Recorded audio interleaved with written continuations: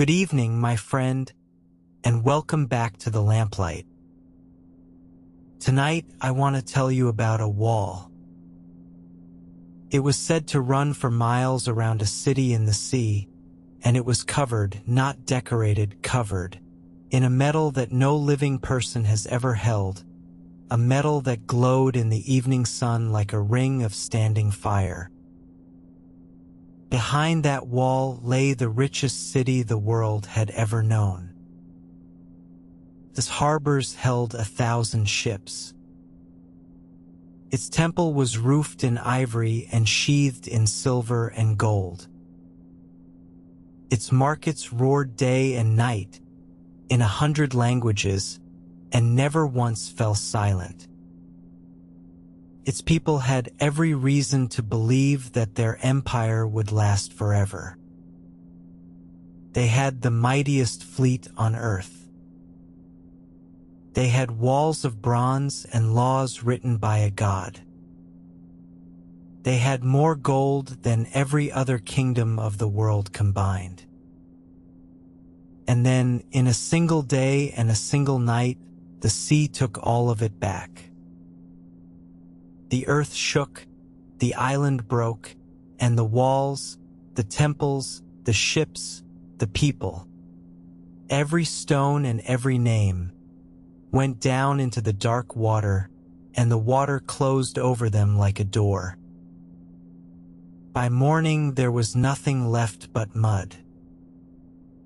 A shoal of gray mud just beneath the surface, where an empire had been the evening before. That is the story. The island was called Atlantis. And here is the strange part, the part that has kept the story alive for 2,400 years. No trace of that empire has ever been found. Not one wall, not one coin, not one drowned street. And yet the tale refuses to die. It has sent ships across every ocean and divers into the deep with lamps and sonar. It has been placed by someone with perfect confidence on every continent on Earth. Kings have believed it. Scientists have chased it. Whole libraries have been written about a place no one has ever seen. Because Atlantis is not really a story about an island. It is a mirror held up to every nation, every empire, and every human heart that has ever believed its golden hour would last forever. Tonight we are going to follow this story all the way down. From the olive groves of ancient Athens, where one grieving philosopher first wrote it, to the temples of Egypt where he claimed it was remembered. We will walk the rings of the impossible city, the bronze wall, the silver temple, the 10 kings in their sea-dark robes. We will watch the whole of it drown. Then we will follow the legend through the centuries that believed it, the explorers who matched it to new continents, the dreamers who rebuilt it from nothing, the searchers who dredged the oceans for its bones. And late in the night we will find the truth, which is stranger and more beautiful than the legend. Real islands that exploded. Real cities that slid into the sea, whose walls travelers could still see beneath the water. Real drowned lands where hunters once walked, now lying in the cold green dark. Before we set sail, if you find peace in these long journeys through history, consider subscribing and tapping the like button, but only if you truly enjoy the night we spend together. There is no need otherwise. And wherever you are lying down tonight, tell me in the comments where you are listening from and what time it is there.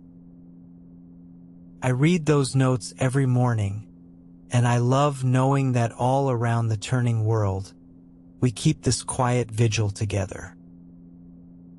So dim the lights, settle into your pillow, and let your body grow heavy. You do not need to remember any of this. The names and the dates will wash over you like water, and that is exactly how it should be. Let the harbor noise fade behind us.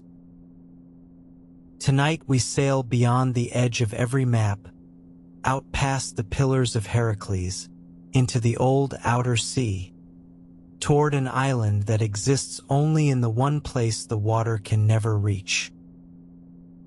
The story begins. Every legend has a birthplace. This one was not born in the ocean at all. It was born in a city of pale stone and olive trees, on the dry eastern edge of Greece, Athens, in the 4th century before Christ. Understand what Athens was in those years because it matters. The Golden Age was already over. The Parthenon stood on its hill, white and perfect, but the men who built it were dead, and the empire that paid for it was gone. A generation earlier, Athens had fought a long and terrible war against Sparta. 27 years of siege, plague, and ruin, and Athens had lost. The great fleet was broken. The long walls were pulled down. The proud democracy had grown cautious, quarrelsome, and tired. And in the year 399 before Christ, that democracy did something it would never be forgiven for. It put on trial the wisest man in the city, a barefoot old philosopher named Socrates, who owned nothing and asked questions for a living. The charges were vague: corrupting the young, disbelieving in the city's gods. The real crime was that his questions embarrassed powerful men. The citizens voted the way they voted on taxes and festivals, and they condemned him to die by poison. Among the students who loved him was a broad-shouldered young aristocrat named Plato. He was about 28 years old when he watched his teacher drink the hemlock, surrounded by weeping friends, calm to the last breath. Plato never forgave his city. And it is fair to say that everything he wrote for the next 50 years, and he wrote until he was 80, was in one way or another an answer to that single injustice. He asked one great question over and over in book after book: what would it take for human beings to be governed well? Not richly, not gloriously, well, with wisdom and justice, rather than appetite and applause. He founded a school in a sacred grove of olive trees outside the walls, a place named for an old hero called Academos. We still use that grove's name today, the Academy, for every academy on earth. And there, under the olives, he wrote his dialogues, little dramas of the mind in which Socrates lives again on the page, questioning generals and poets and confident young men, taking their certainties apart with terrible gentleness.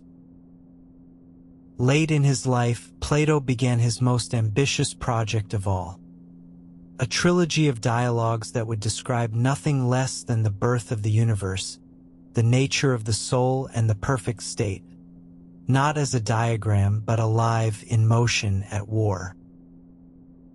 The first of these dialogues is called the Timaeus. The second, unfinished, is called the Critias.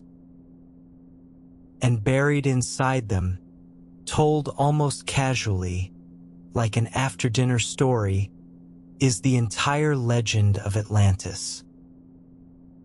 Everything, every ring of water, every wall of bronze, every king and elephant and golden statue, comes from those two texts. No older source exists. No Egyptian papyrus mentions the island. No poet before Plato breathes a word of it. The trail of Atlantis, followed backward through time, does not fade slowly into folk memory, the way real legends do. It stops clean and sharp as a cut at the door of one Athenian philosopher, writing in his grove in his old age with a broken heart. Hold on to that fact tonight, because it is the single most important fact in the whole long history of Atlantis. And almost everything strange that happened to this story over the next 2,000 years happened because the world forgot it. Plato was a careful artist, and he knew that a marvelous story needs a pedigree. So before he describes a single wall of Atlantis, he tells us in loving detail exactly how the story reached him. It is a chain of voices, passed hand to hand like a lamp down a dark stair. In the dialogue, a man named Critias tells the tale. He heard it as a boy of 10, he says, from his grandfather, who was then nearly 90. The grandfather heard it from his own father. And his father heard it from the man who brought it home to Greece, the great Solon himself. Solon was real as marble. Around the year 594 before Christ, when Athens was strangling in debt and poor farmers were being sold into slavery, the city gave Solon extraordinary powers to save it from itself. He canceled the debts. He freed the enslaved. He bought back citizens who had been sold abroad, and he rewrote the laws of Athens from top to bottom. He was the closest thing Greece ever had to a founding father. And then, having remade his city, Solon did something almost no one with power ever does. He walked away. He made the Athenians swear to keep his laws for 10 years, and he left so that no one could pressure him into changing them. His travels carried him, as they carried every curious Greek of that age, to Egypt, up the wide brown Nile, to a city of canals and temples in the western delta called Sais. Egypt was old in a way that Greece could not even imagine. Its temples kept written records running back thousands of years, king lists, chronicles, the accumulated memory of the oldest country the Greeks knew, guarded by priests whose whole profession was remembering. Solon, being a proud Greek, tried to impress them. He recited the oldest stories his people had, the great flood of Deucalion, the genealogies of the first men. He was reaching back as far as Greek memory could go. And one of the priests, a very old man, Plato says, listened politely and smiled, and answered with one of the most quietly devastating sentences in ancient literature. "O Solon, Solon, you Greeks are always children. There is no such thing as an old Greek. You are young in your souls," the old priest explained, "because your memory is young. Again and again the world is scoured clean, sometimes by fire, sometimes by flood. When the waters rise, it is the cities by the sea that are swept away, and with them everything written, everything remembered. Egypt, protected by its deserts and its gentle river, is spared, and so Egypt remembers, while you Greeks must begin again each time like children, knowing nothing of what came before. The flood you speak of, Solon, was only the most recent of many. And then the priest said the thing that changed everything. You do not even remember the finest thing your own city ever did. Our records tell of it 9,000 years ago, when Athens was already ancient and the bravest and best-governed city under the sun. In that age, said the priest, a vast power came out of the Western Ocean, from an island beyond the strait you call the Pillars of Heracles, an island larger than Libya and Asia together, the heart of an empire that ruled many islands and reached its arms deep into our inner sea. And this power gathered its whole strength into a single armada and came east to enslave every free people of the Mediterranean world at one stroke. It was your city that stopped them, the priest told the astonished Solon. Athens led the resistance. Athens was abandoned by her allies, one by one, and stood alone at the last extremity. And Athens, alone, shattered the invaders and freed every land they had chained. But afterward, and here across 24 centuries, you can still hear the old priest's voice drop to a hush. Afterward there came a time of violent earthquakes and floods. And in one dreadful day and night, the whole Athenian army was swallowed by the earth. And the island of Atlantis, in the same day and night, sank beneath the sea and vanished. That is why the outer ocean cannot be sailed to this day, said the priest, because the drowned island left behind a barrier of mud, lying just below the surface, where a world used to be. Solon carried the tale home to Athens, intending to turn it into the greatest epic poem the Greeks had ever heard. But politics devoured his time, as politics does, and the poem was never written. The story survived only as a family heirloom, whispered down the generations to a 10-year-old boy at a festival. Now, drowsy as you are, you may notice how suspiciously perfect this pedigree is. The story comes from Egypt, the one land every Greek revered as ancient. It is vouched for by priests, the one profession every Greek trusted with the past. It arrives through Solon, the one Athenian no Athenian would call a liar.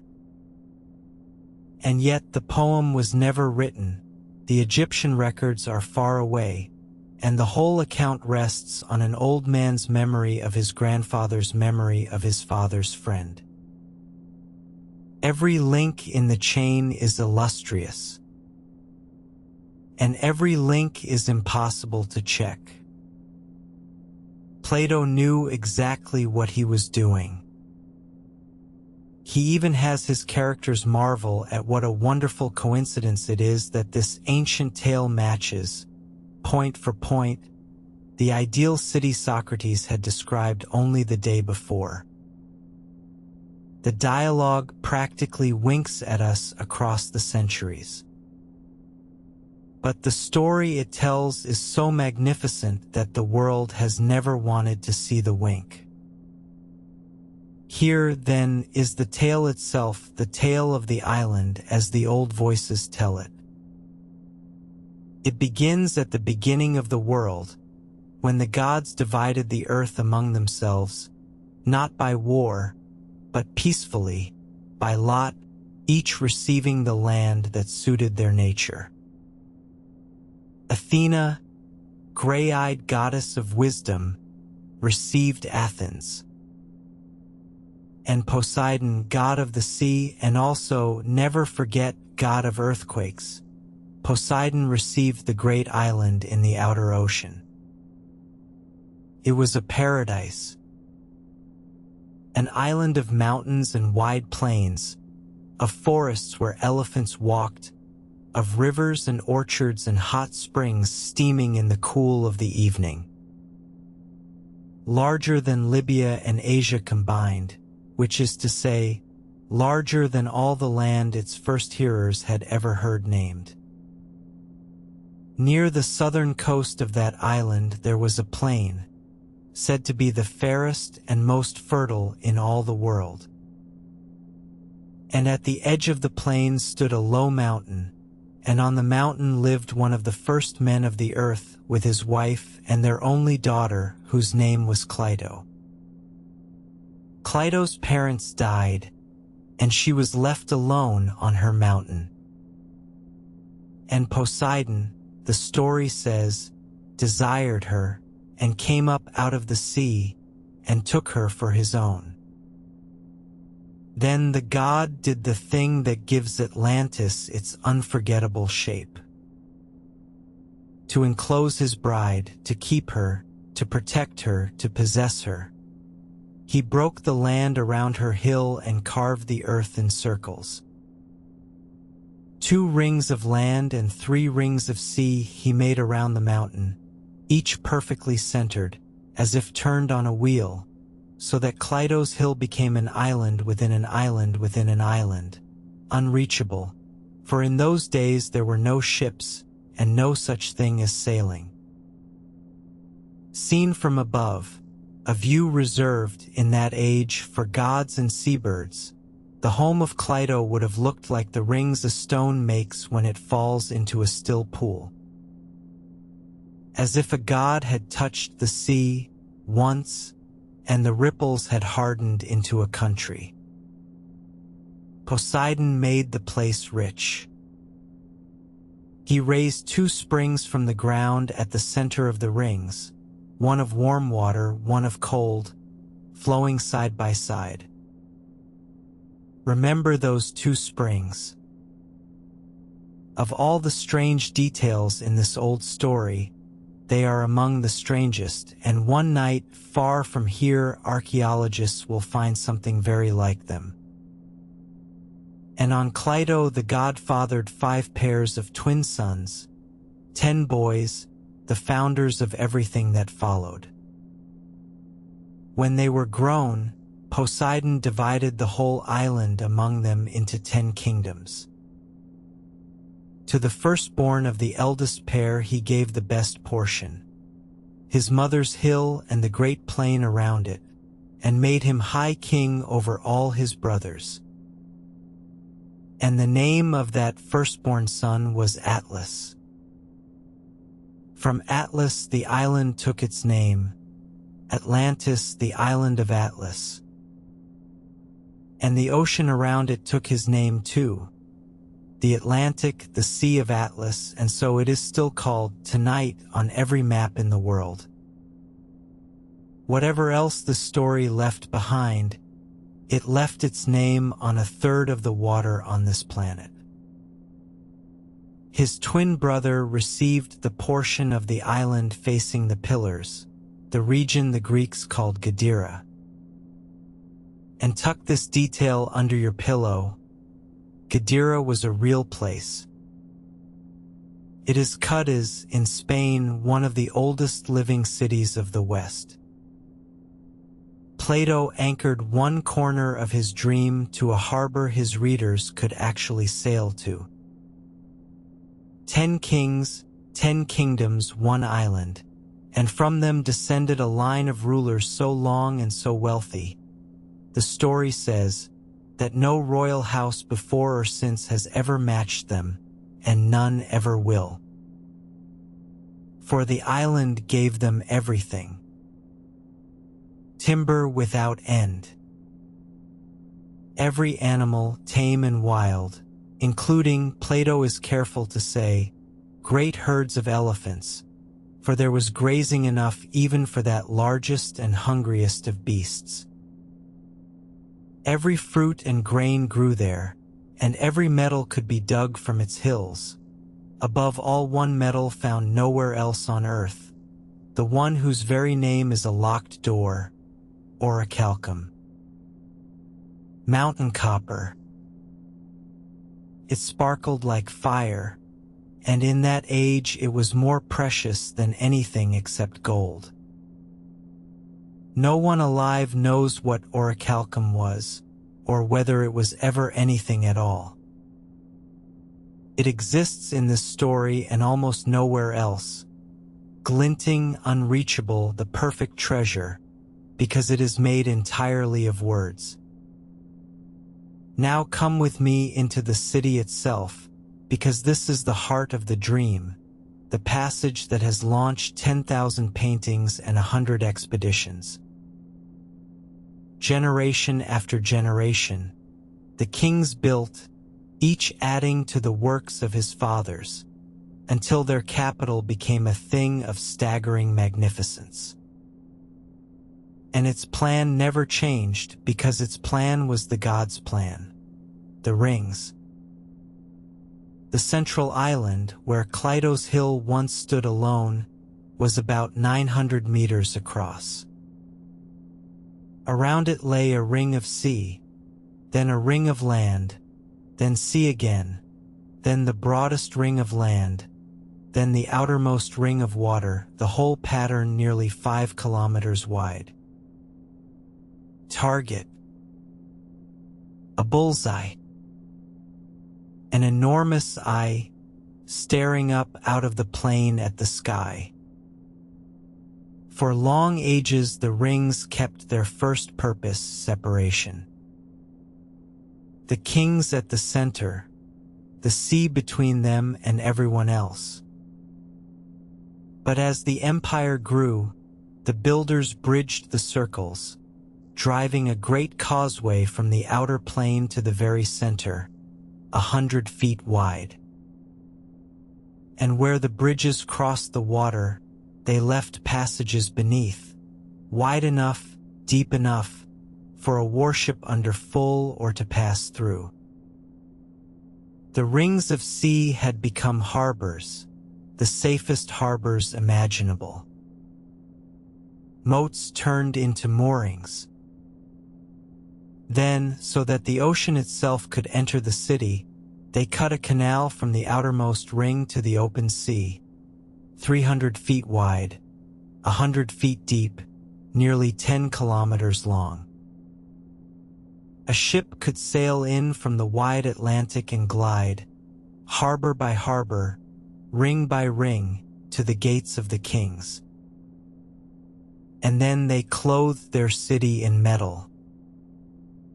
This is the detail no one who hears this story ever forgets.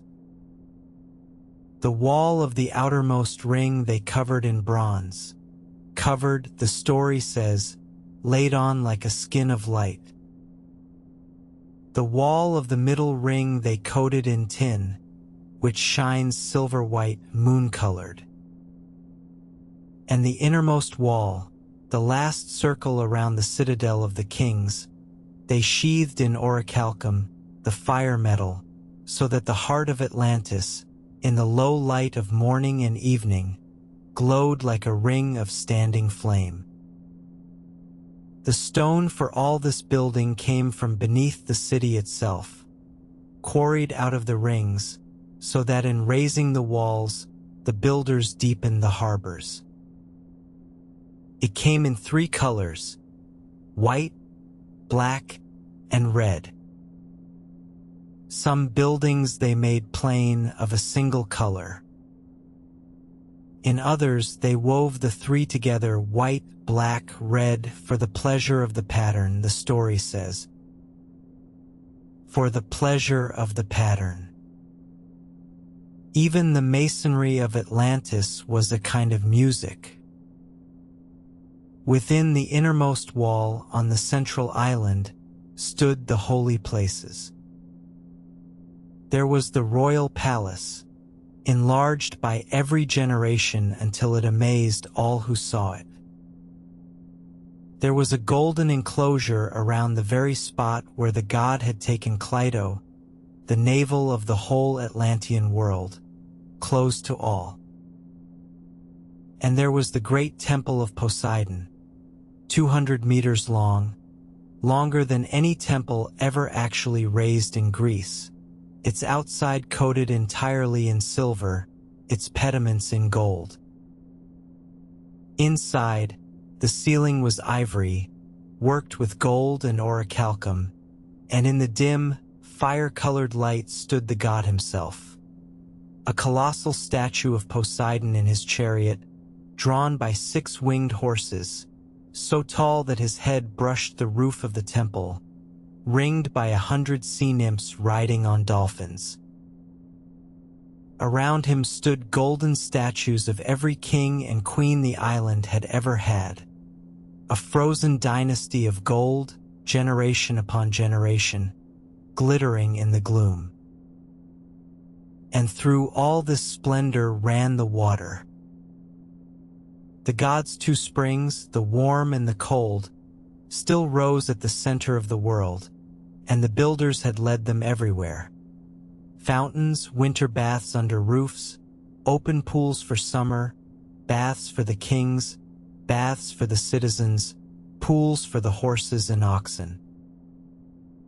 What the springs did not serve, they watered, above all the sacred grove of Poseidon, where trees of unearthly height and beauty grew in soil that never tired. And the overflow was carried outward along the bridges, ring by ring, to the gardens of the outer circles, until at last it fell shining into the sea.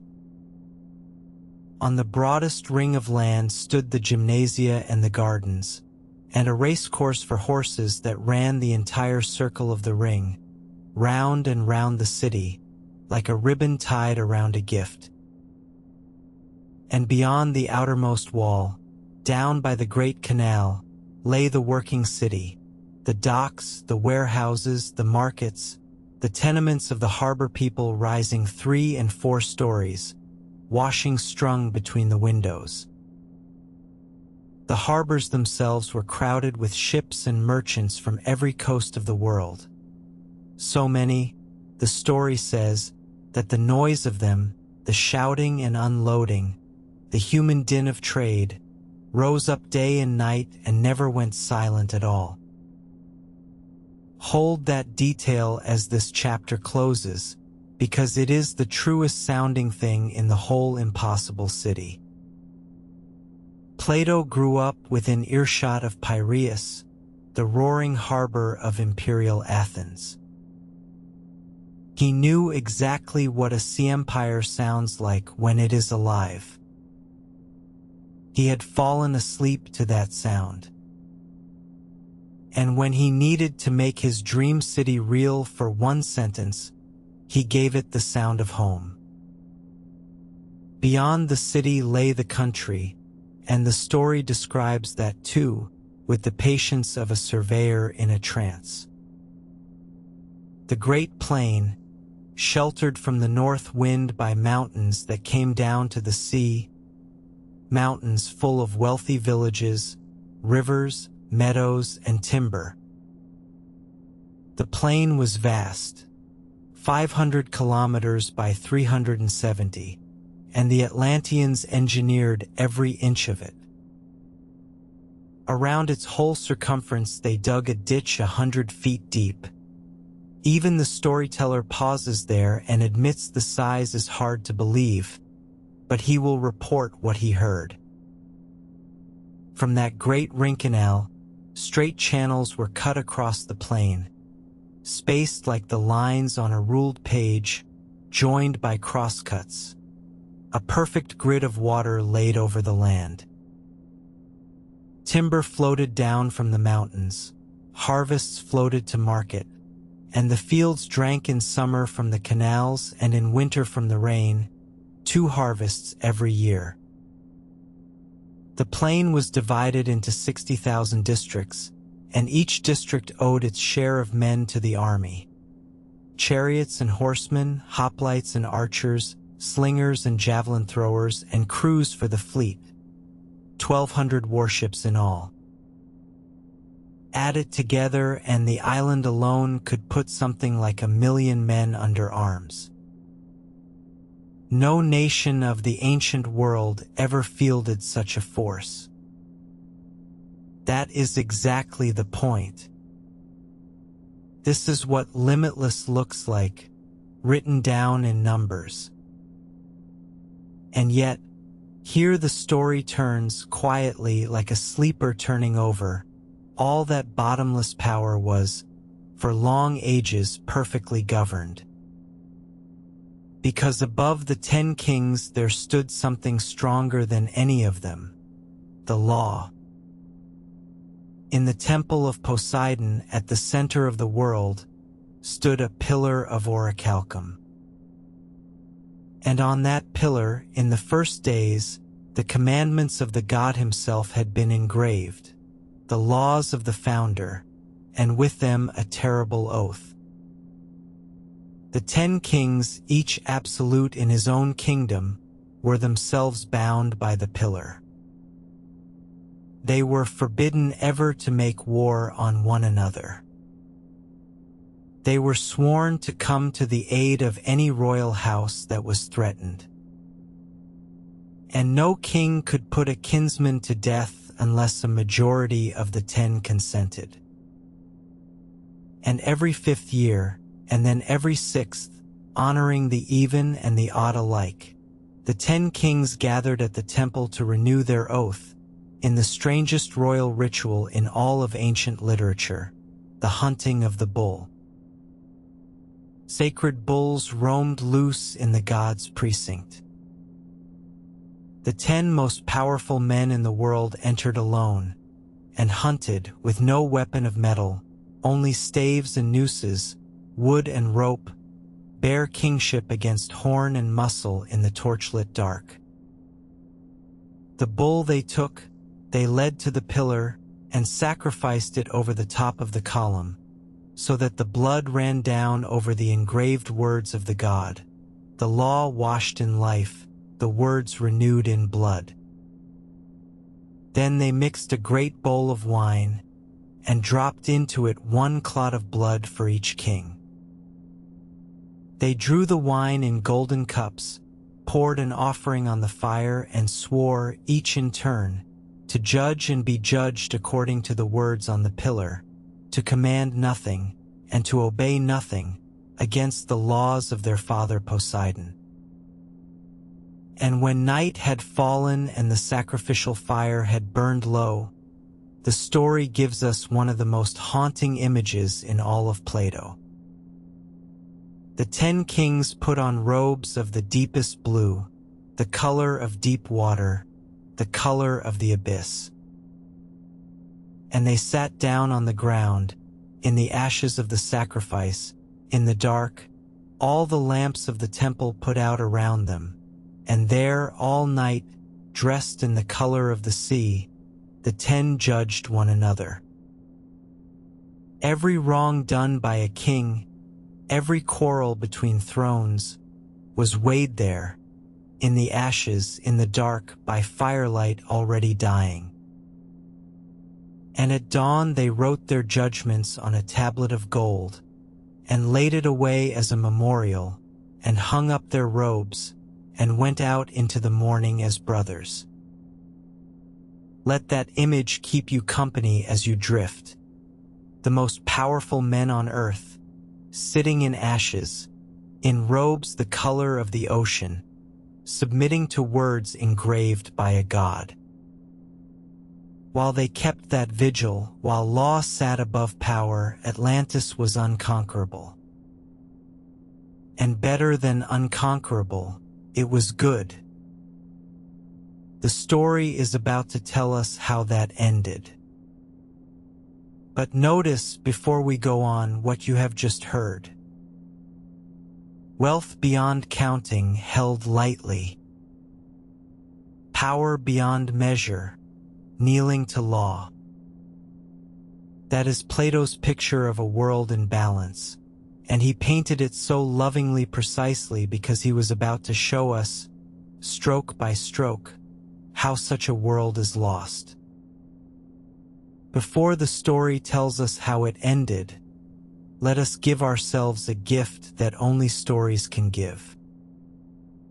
Let us go there, not as scholars but as guests.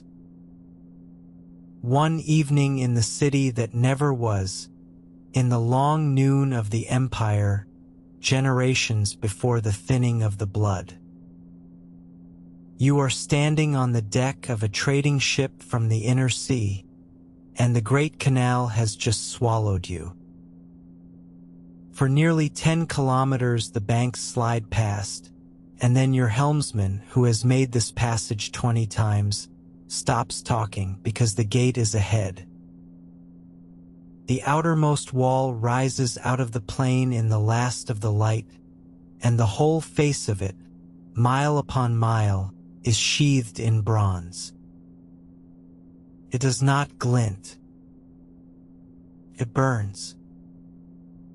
A horizon of dull fire with a city behind it. You pass beneath the wall where it bridges the canal. Its shadow falls over the deck like a hand, and you are inside the first ring of the sea. The noise arrives all at once. The famous noise.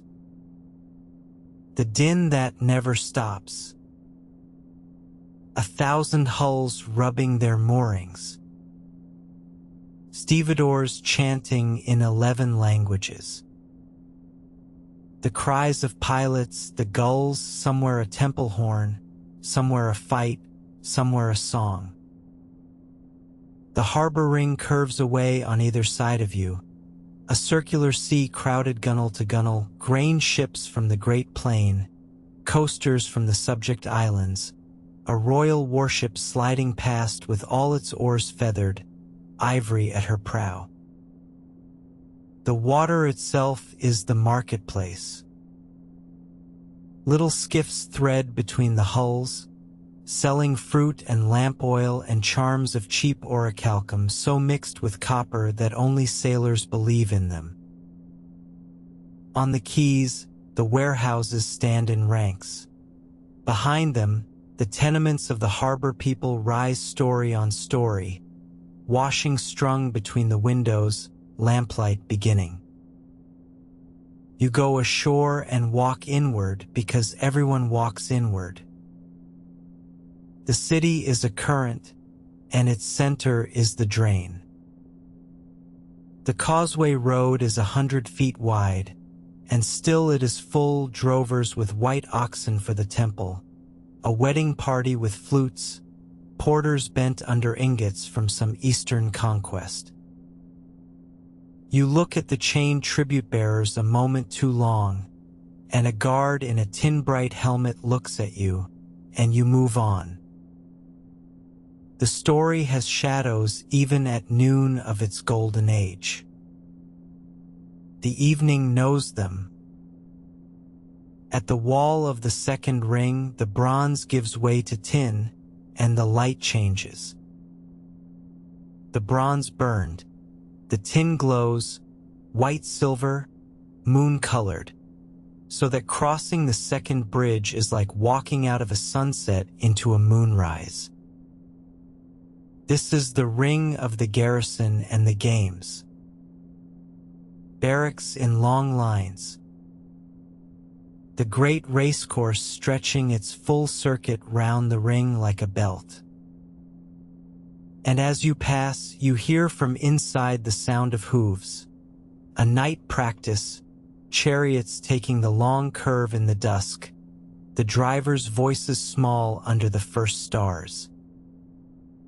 And then the last bridge and the last wall, and you stop because everyone stops. Orichalcum. You have heard the word your whole life, in songs, in oaths, in the boasts of men who claimed to have seen it. The innermost wall stands over the black evening water, and it gleams like fire, a circle of banked embers 2 kilometers around, with the citadel inside it. You are not permitted further. Almost no one is. But from the bridgehead, between the shoulders of the gate guards, you can see up the sacred hill. The grove of Poseidon, black-green and enormous, trees taller than masts. The glint of the golden enclosure where the god, they say, brought Plato in the world's first morning. And above the trees, silver in the starlight, the roofline of the great temple, where the winged horses rear in the dark over a statue whose head brushes the ceiling of the world. Steam rises in slow plumes beyond the wall, the warm spring, breathing into the cool of the evening, as it has breathed since the beginning. Somewhere in there, on a pillar the color of fire, the law is written. Somewhere in there, every 5th and 6th year, 10 kings in sea-dark robes sit down in ashes to judge one another. Tonight the precinct is silent. The empire is at peace. The law still holds. You find a cookshop back on the harbor ring, because dreams should end with supper. Grilled fish and barley bread, figs from the great plain, wine cut with cold spring water that is piped, ring by ring, even to the quarters of strangers. The man beside you at the bench is a barge master from the plain. He has spent his life on the grid of canals, hauling timber down from the mountains, and he talks the way barge masters talk. Distances, depths, tolls. 60,000 districts, he says, and a waterway touching every one. You could float a cargo from the snow line to the king's own quay and never once put a wheel under it. He has never seen the ocean beyond the gate, and he does not want to. The city is the world. The rings go out from the temple like the rings from a dropped stone. The bronze, the tin, the fire metal, the law in the middle of everything, and beyond them the plain, and beyond the plain the mountains, and beyond the mountains nothing a sensible man needs. He wipes his bowl with his bread. The lamps of the harbor are doubling themselves in the black water.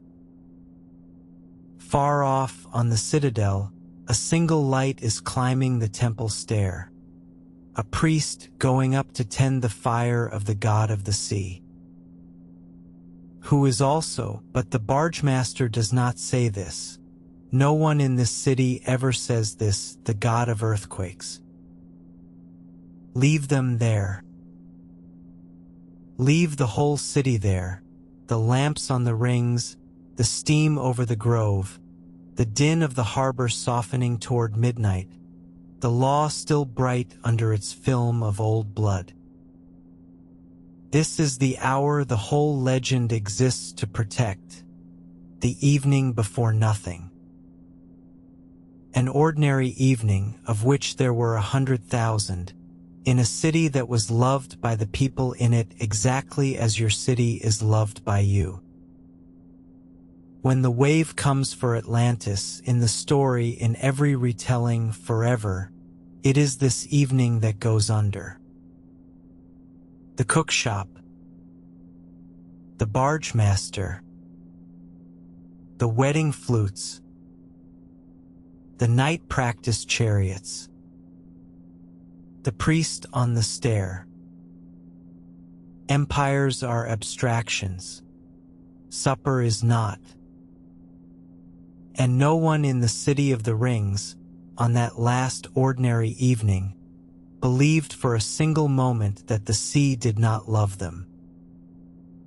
For many generations, the story says, as long as the divine nature was strong in them, the kings of Atlantis were obedient to the laws and gentle and wise. They possessed true and great spirits. They bore the weight of their gold and their power lightly. Their wealth, the story says, seemed to them almost a burden, useful only as a means to virtue. They saw clearly that gold grows where friendship and honor are tended, and dies where it is worshipped. Walk through their city in those years, and you would have seen splendor without sickness. Harvests shared. Harbors honest. The 10 thrones at peace, the pillar bright, the law legible under its film of old blood. But the divine portion thins. That is how the story frames what happened next, not as a villain's choice, not as one wicked king, but as a slow dilution generation by generation, as the blood of the god was mixed again and again with the blood of mortals. The children were a little less than their fathers. The grandchildren a little less again. Nothing dramatic. Nothing anyone could point to. Just a slow cooling, like a great hall growing cold one winter at a time, while everyone inside insists they feel no draft. And when the human nature finally prevailed over the divine, the change came not as catastrophe, but as appetite. The kings became unable to bear their own good fortune. They grew greedy. They grew base. The empire that had everything began, for the first time, to want more. And here is the sentence at the black heart of the whole story, the sentence I would ask you to carry out of tonight if you carry nothing else. They appeared most glorious, the story says, precisely when they were most corrupt. The shine and the worth parted company, and the shine increased. More fleets. More conquests. More gold on the statues, more tribute in the harbors. The orichalcum never glowed brighter than in the last days. To those who had no eye for true happiness, Atlantis in its final age looked blessed beyond all nations, swollen with lawless ambition and mistaking the swelling for strength. The armadas went out. The subject lands were squeezed. The island that had once been the garden of a god became the engine of an empire, reaching east across the ocean, into the inner sea, for everything it did not yet own. And one being watched it all with a clear eye. Zeus, the god of gods, who rules by law, 5 words in which Plato compressed his whole life's philosophy. Zeus saw an honorable race in a wretched state, and resolved to punish them, the story says, so that they might be chastened and improve. Even the coming destruction, notice, is framed as medicine. The flood is meant as a lesson, the hardest lesson, for the hardest hearts. So Zeus gathered all the gods into his most holy dwelling, which stands at the center of the universe and looks out over all created things. And when they were assembled, he spoke. And there, mid-sentence, the manuscript ends. He spoke, and then nothing. No speech. No verdict. No wave. The Critias simply stops, like a tape cut with a razor, and the third dialogue of the trilogy was never written at all. It is the most famous unfinished sentence in the history of literature. The gods of Atlantis have been standing in their council chamber, waiting for Zeus to open his mouth for 2,400 years. Why Plato stopped, no one knows. Perhaps the project collapsed under its own weight. Perhaps, being old, he turned to other work. His last book, The Laws, long and practical and sad. Or perhaps, and this is the answer that feels truest late at night, perhaps the silence is the ending. Everyone listening already knew what Zeus decided. The Timaeus had announced the drowning before the Critias ever began. All that remained unwritten was the justification, the speech in which absolute power explains itself before destroying what it made. Maybe that speech cannot be written. Maybe Plato, of all men, who had watched his own city justify the killing of Socrates, knew better than anyone that the explanations of power are the one part of the story best left in the dark. However it happened, the effect was immense and accidental. Because the story breaks off, it never closes. A finished tale is a room with a door. An unfinished one is a corridor, running on into the dark, and the human mind cannot leave a corridor unexplored. Part of why Atlantis has haunted the world for 24 centuries is simply this. The sea closed over the island, but the story was left open. And into that opening, as we are about to see, the whole world eventually walked.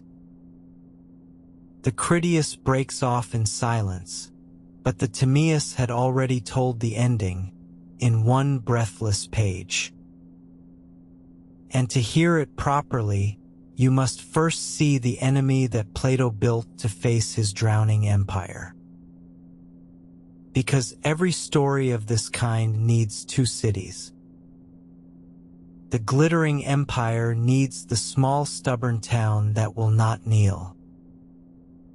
The ancient Athens of the tale, the Athens of 9,000 years before Solon, is everything the Atlantis of the last days is not. Begin with the land itself. The Attica of that lost age, the story says, was not the thin, rocky country of Plato's own day. It was deep-soiled and rich, its hills wooded to the summit, its springs alive. What happened to it, Plato describes in a passage that ought to be more famous than all the orichalcum in Atlantis. In the many great floods since that age, he says, the soft earth has washed down from the heights into the sea, and what remains now is like the skeleton of a sick man. All the fat of the land wasted away, only the bare frame left. Hills that within living memory bore timber for great buildings now feed only bees. Shrines still stand at places where fountains used to flow, the temples outliving the water they were built to honor. It is deforestation and erosion, observed and mourned, for 100 years before Christ. Whatever else Plato invented, in that passage he was telling the plain truth, and you can still see it today from the window of any airplane descending into Athens, the bone-colored hills exactly as he wrote them. On that older, greener Attica lived the ancestral Athenians, and they are the guardians of Plato's ideal city, transplanted into deep time. A community of warriors and wise men dwelling in plain houses on the Acropolis, holding no private property, touching no gold and no silver. They received from the citizens they protected a fixed maintenance, enough and no more, and they regarded everything beyond sufficiency as a burden. women served and trained equally beside men.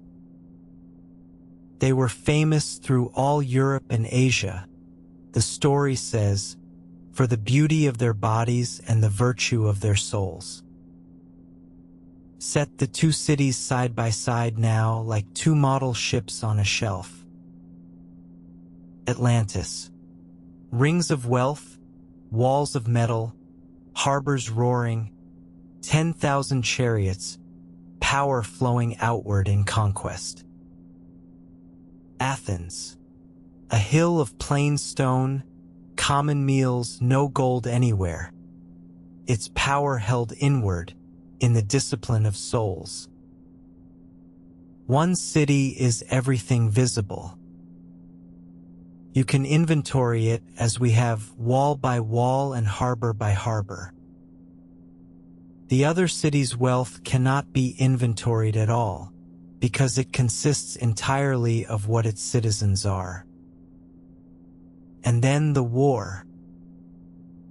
The kings of Atlantis, no longer content with an empire that already held the Western world, gathered their whole strength, the 1,200 ships, the endless chariots, the 1,000,000 men, to enslave at a single stroke every land within the strait, Greece, Egypt, every coast of the inner sea. Against that armada, the free peoples stood together at first. Then, as the blow fell, the allies dropped away one by one, until Athens stood entirely alone. In the extremity of danger, says the priest of Sais, deserted by all. And alone, the small city of the Guardians defeated the empire of the rings, shattered the invasion, freed the peoples who had been enslaved, and shielded, behind her plain stone hill, everyone the Sea Kings had meant to chain. If that shape stirs something in you, the vast invader from over the sea, the wavering allies, the one small city standing in the breach, it is because every Greek who ever heard this story had lived it. Within living memory, the Persian Empire, the largest the world had ever seen, had come west to swallow Greece, and Athens at Marathon and at Salamis had broken it. The tale of Athens and Atlantis is the Persian Wars mythologized, pushed back 9,000 years and purified. In the dream version, Athens fights not as a democracy on its way to empire, but as the incorruptible city it never quite managed to be. Plato took the proudest memory of his people and rewrote it as moral philosophy. The good city defeats the great one.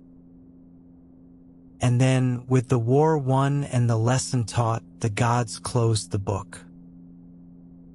Afterward, says the Timaeus, there came one day and one night of extraordinary violence, earthquakes and floods together. And in that single day and night, the whole army of Athens was swallowed by the earth, and the island of Atlantis, in the same breath, sank beneath the sea and vanished. Victor and vanquished erased together. The good city into the ground, the proud city into the water, and nothing left on the face of the ocean but the shoal of mud, where a world used to be. There is a strange, cold even-handedness in that double destruction, and readers have puzzled over it for centuries. The villain is drowned, but the hero is buried. Perhaps it is only the priest's doctrine of cycles. The floods come for everyone, good and wicked alike, and that is exactly why the Greeks remember nothing. Or perhaps the old man was saying something quieter and harder. That the world does not keep even our best things. That everything built, the rings and the plain stone hill alike, belongs in the end to the water and the dark.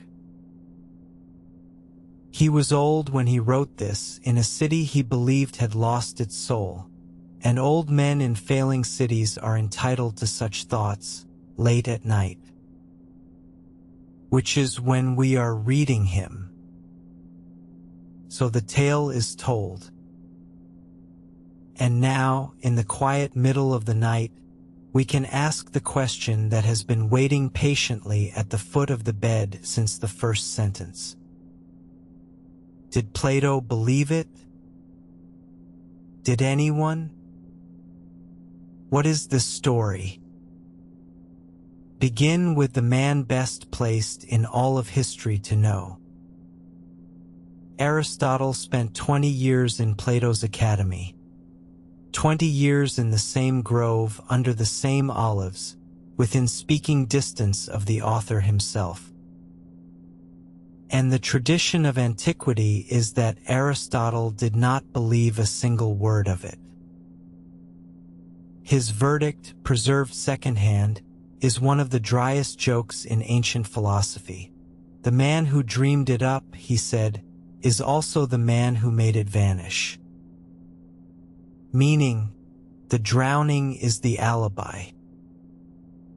The story ends with all the evidence at the bottom of the ocean precisely so that no one can ever go and check. A poet may sink whatever he wishes. And the silence around Plato speaks even louder than the joke. Herodotus, the great collector of every marvel the Mediterranean had to offer, wrote a generation before Plato, and never mentions Atlantis. Not a word.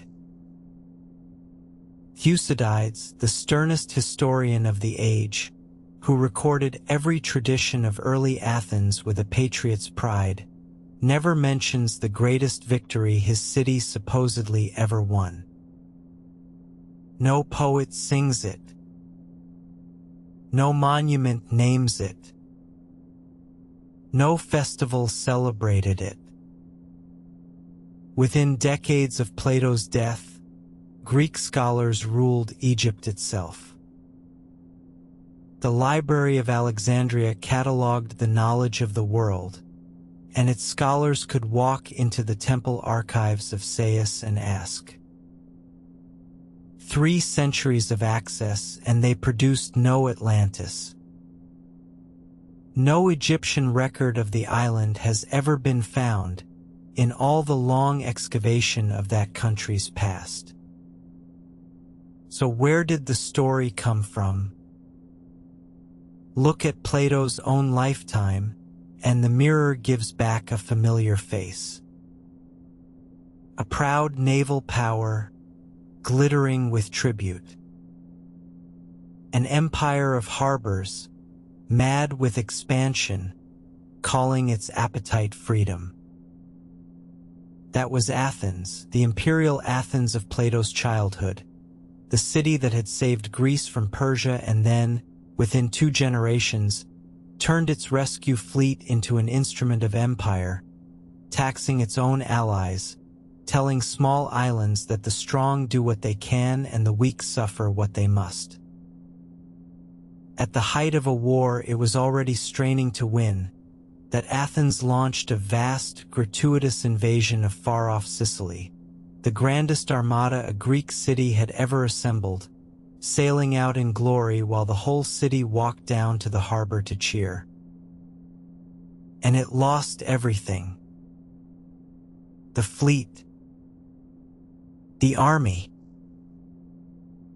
the empire, and finally the war itself. Plato was a boy while it happened. He did not have to imagine how a brilliant sea power drowns in its own ambition. He had taken notes.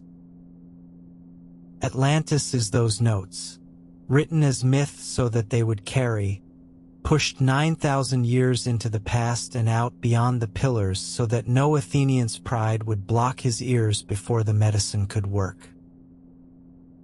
Every empire that has ever read the story has wept for Atlantis without recognizing the mirror. That is exactly how the medicine was designed to go down. But there is one more reason Plato's first readers found the tale believable, and it is the best reason of all. Within living memory, they had watched it happen. In the winter of 373 before Christ, when Plato was in his 50s, alive and writing, there was a city called Helike on the southern shore of the Gulf of Corinth. An old and famous city with a great sanctuary of Poseidon. Mark the god. The ancient accounts say there were signs in the days before the end.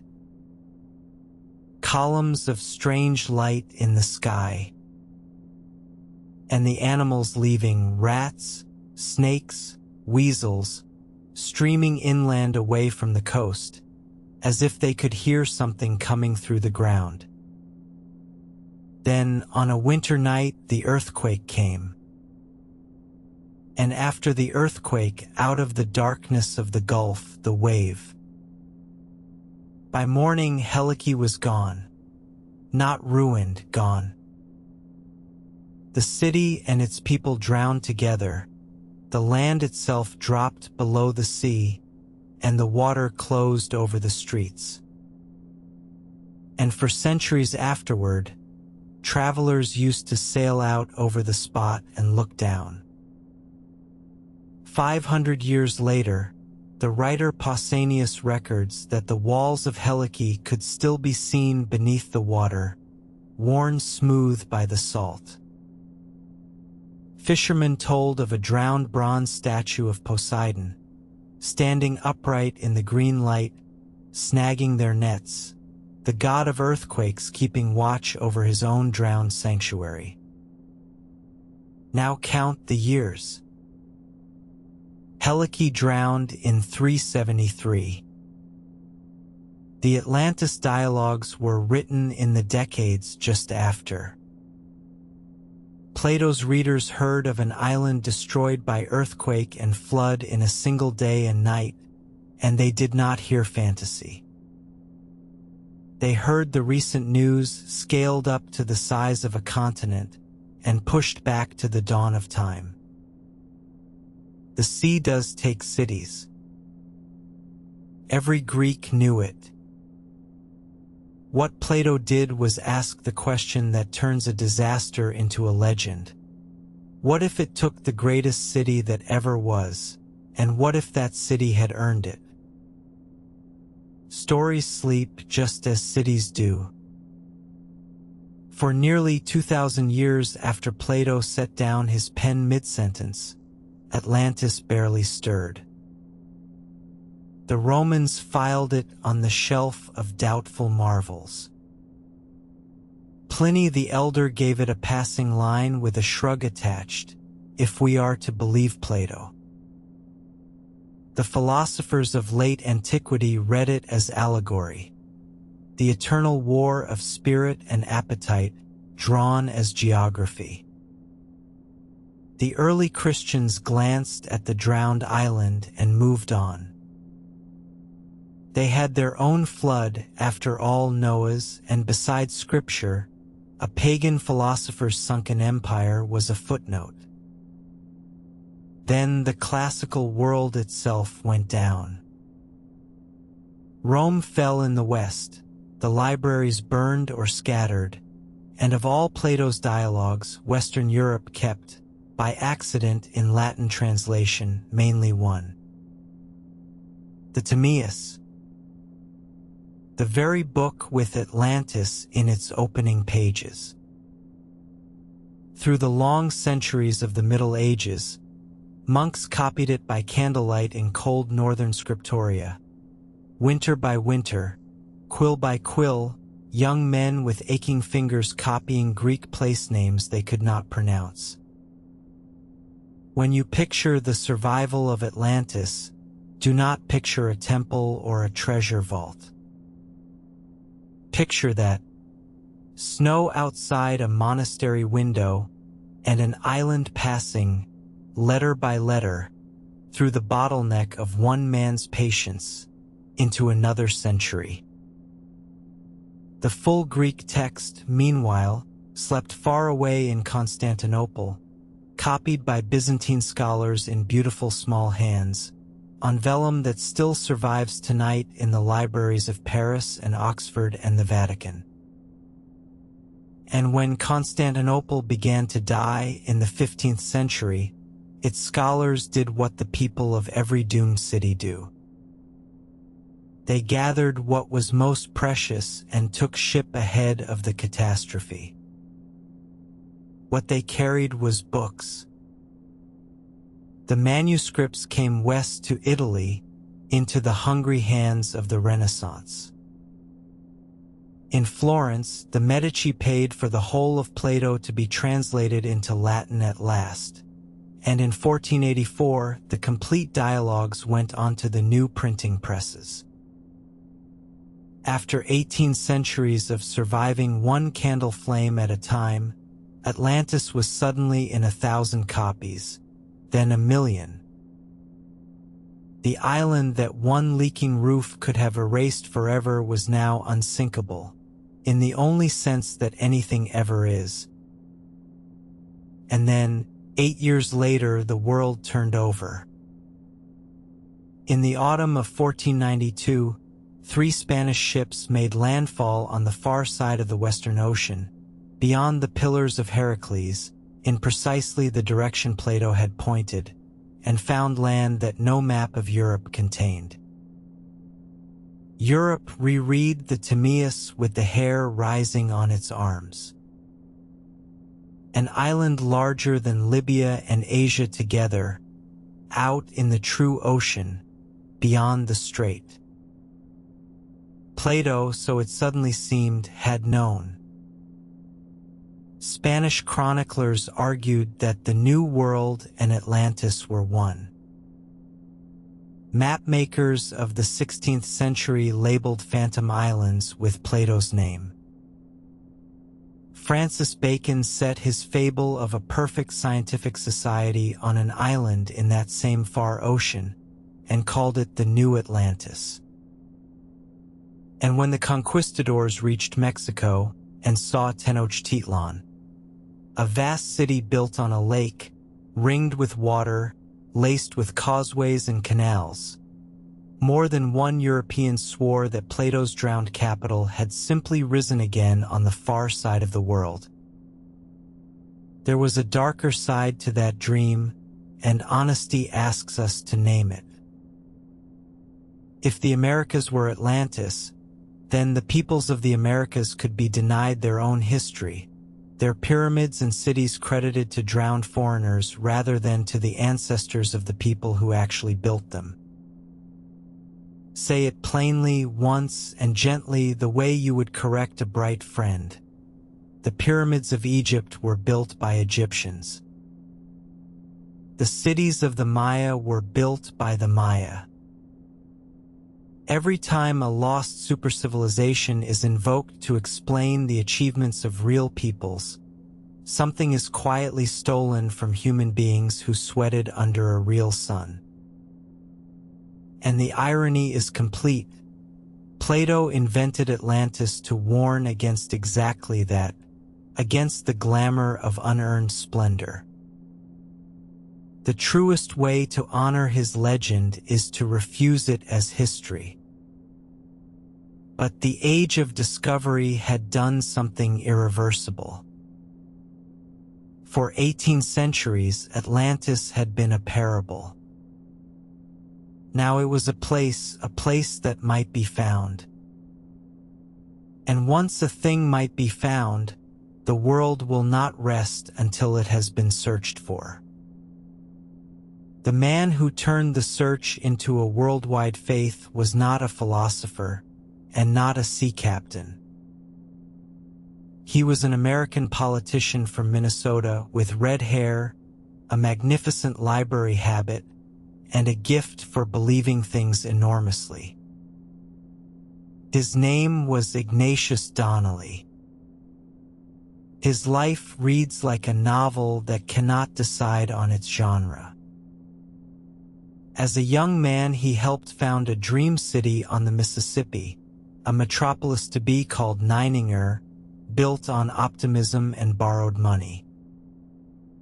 The financial panic of 1857 killed it overnight. The investors vanished, the settlers drifted away, and Donnelly was left nearly alone in the city of his dreams, living in a grand house on an empty street, in a capital that did not exist. Hold that picture for a moment, because history rarely writes so perfect an image. The future prophet of the world's most famous vanished city, beginning his adult life as the sole resident of one. He turned to politics, lieutenant governor at 28, then a congressman through the Civil War years. And between sessions in Washington, he haunted the Library of Congress, gorging on geology, mythology, languages, botany. Everything with no one to tell him where the edges were. And in 1882, in the quiet after his political star had faded, he published the book, Atlantis, the Antediluvian World. Its argument was as bold as a trumpet blast. Plato said Donnelly was not writing philosophy. Plato was writing plain, sober history. There really was an island in the Atlantic, said Donnelly, and it was nothing less than the cradle of all human civilization. The garden where mankind first rose from barbarism. The truth behind the Garden of Eden, behind every golden age in every mythology on earth. From Atlantis, he argued, civilization had radiated outward like light from a lamp. Colonists sailing east had founded Egypt. Colonists sailing west had founded Mexico and Peru. The gods of the old religions were not gods at all, but dim memories of real Atlantean kings, deified by distance and time. And the flood legends of the world, Noah, Deucalion, Gilgamesh, the drowned worlds of 100 peoples, were all of them, said Donnelly, the same memory, the memory of the one terrible night carried out of the catastrophe by survivors in ships. It is a tremendously seductive book. He writes like a courtroom lawyer with the jury leaning in. Pyramids on both sides of the Atlantic. Flood myths on both sides. Similar words, similar customs, similar arts. Why? Because he answers, both learned at the same mother's knee. And the mother lies at the bottom of the ocean, which is precisely why you cannot visit her. He even had what looked like science in his sails. The survey ships of his day, sounding the Atlantic to lay the first telegraph cables, had discovered a great drowned mountain range running down the middle of the ocean floor. The Mid-Atlantic Ridge, they called it. And to Donnelly and his readers, what could that be but the spine of the lost continent, its highest peaks still standing above the water as the Azores, like the fingertips of a sinking hand? The book was a sensation. Edition after edition, decade after decade. The British Prime Minister wrote to him admiringly. And its success planted the modern Atlantis so deep in the world's imagination that it displaced the original entirely. Because notice what Donnelly did. In Plato, Atlantis is the villain, the arrogant empire, drowned for its greed. In Donnelly, Atlantis is the mother, the radiant lost paradise, the golden age from which all good things came. In one book, the moral of 22 centuries was turned inside out. Plato sank Atlantis to punish it. Donnelly raised it to mourn it. And yet, almost every pillar of his argument has since quietly fallen. The pyramids of Egypt and Mexico are separated by thousands of years and utterly different methods. The same simple answer to the same simple problem found twice. The languages show no kinship. The crops refuse to testify. Not one staple plant crossed the ocean before Columbus, which is precisely what cannot be true if one motherland ceded both shores. And the drowned spine of his continent, the mid-Atlantic ridge, turned out to be something far stranger and far more wonderful than a dead empire's backbone. Its true story is waiting for us near the end of the night, like a lamp at the end of a corridor. But Donnelly, wrong about nearly everything, was dull about nothing. And he gave the old story one immense, unintended gift. By declaring Atlantis real, he sent the 20th century looking for it. And the 20th century, looking, found not Atlantis, never Atlantis, but real drowned worlds stranger than anything in his book. Before we sail to them, one shadow must be walked through briefly and then left behind. In the decades after Donnelly, stranger hands took up the island. Mystics wove Atlantis into invented prehistories. Psychic empires, secret masters, sunken superraces remembered in trance. An American psychic named Edgar Cayce spoke of Atlantean crystals in his sleep and promised the land would rise again. And in Europe, darker dreamers bent the fantasy of a superior lost race into the service of the cruelest politics of the 20th century. So let the night say it once, kindly and without anger. No people on this earth descends from Atlantis because Atlantis is a parable.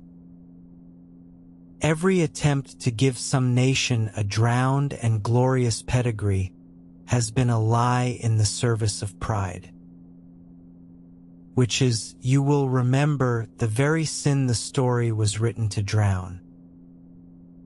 While the mystics were dreaming, the storytellers were building, and it was the storytellers who gave Atlantis the face it wears tonight in the world's imagination. It begins properly in 1870 with Jules Verne. In 20,000 Leagues Under the Sea, Captain Nemo leads a professor across the midnight seabed, through forests of drowned stone, to the ruins of a sunken skyline, and answers the unspoken question by scratching one word on a rock of black basalt with a piece of chalky stone: Atlantis. Behind them, an undersea volcano lights the dead city like a torch held by the earth itself. From that single scene flows the whole modern picture: the broken columns in the green light, the fish drifting through the temple doors, the diver hovering where the kings once walked. After Verne, the flood in the exact sense. Atlantis became a standing set of the adventure story. The pulp magazines filled it with lost princesses and crystal towers. The comic books gave it thrones. It is the underwater kingdom of Namor the Submariner and of Aquaman, ruled from beneath the waves by kings with tridents, Poseidon's grandchildren, for colors on cheap paper. Hollywood raised the island again and again. Animated explorers quested for it. An entire space shuttle was named Atlantis. There has been an Atlantis in orbit, which would have puzzled Plato profoundly. There are Atlantis hotels with aquarium walls in the Bahamas and Dubai, Atlantis spas and submarines and video games beyond counting. The drowned empire has been, for a century, some of the most profitable real estate on Earth, and it pays its rent entirely in wonder. And notice gently what all the retellings did to the old story. They kept the rings, the towers, the splendor. They quietly dropped the sin. The modern Atlantis is almost never the villain Plato wrote. It is a wise, wronged paradise, mourned rather than judged. The world, offered a warning, chose a dream instead. Perhaps that is the most human thing in this whole Knight's Tale. We were handed a mirror and we hung it on the wall and called it a window. Now the night turns and the tone of the search changes. Because everything so far has been words about words. But the Aegean Sea holds something harder than words. There is an island between Greece and Crete that really did die in a single day, and when you see it, the old story catches in your throat. The ancients called it Thera. The modern world calls it Santorini. You have seen it in photographs, even if you have never heard its name. White villages spilling like snow along the rim of dark cliffs, blue domes, honeymooners at sunset. Every one of those photographs is a picture of a wound. The famous Bay of Santorini is not a bay. It is a caldera, the flooded crater of a volcano, and the lovely curving island is the surviving rim of a larger, rounder island that, one terrible day in the Bronze Age, ceased to exist. Some 36 centuries ago, around the 16th century before Christ, the volcano at the heart of Thera awoke. It gave warning.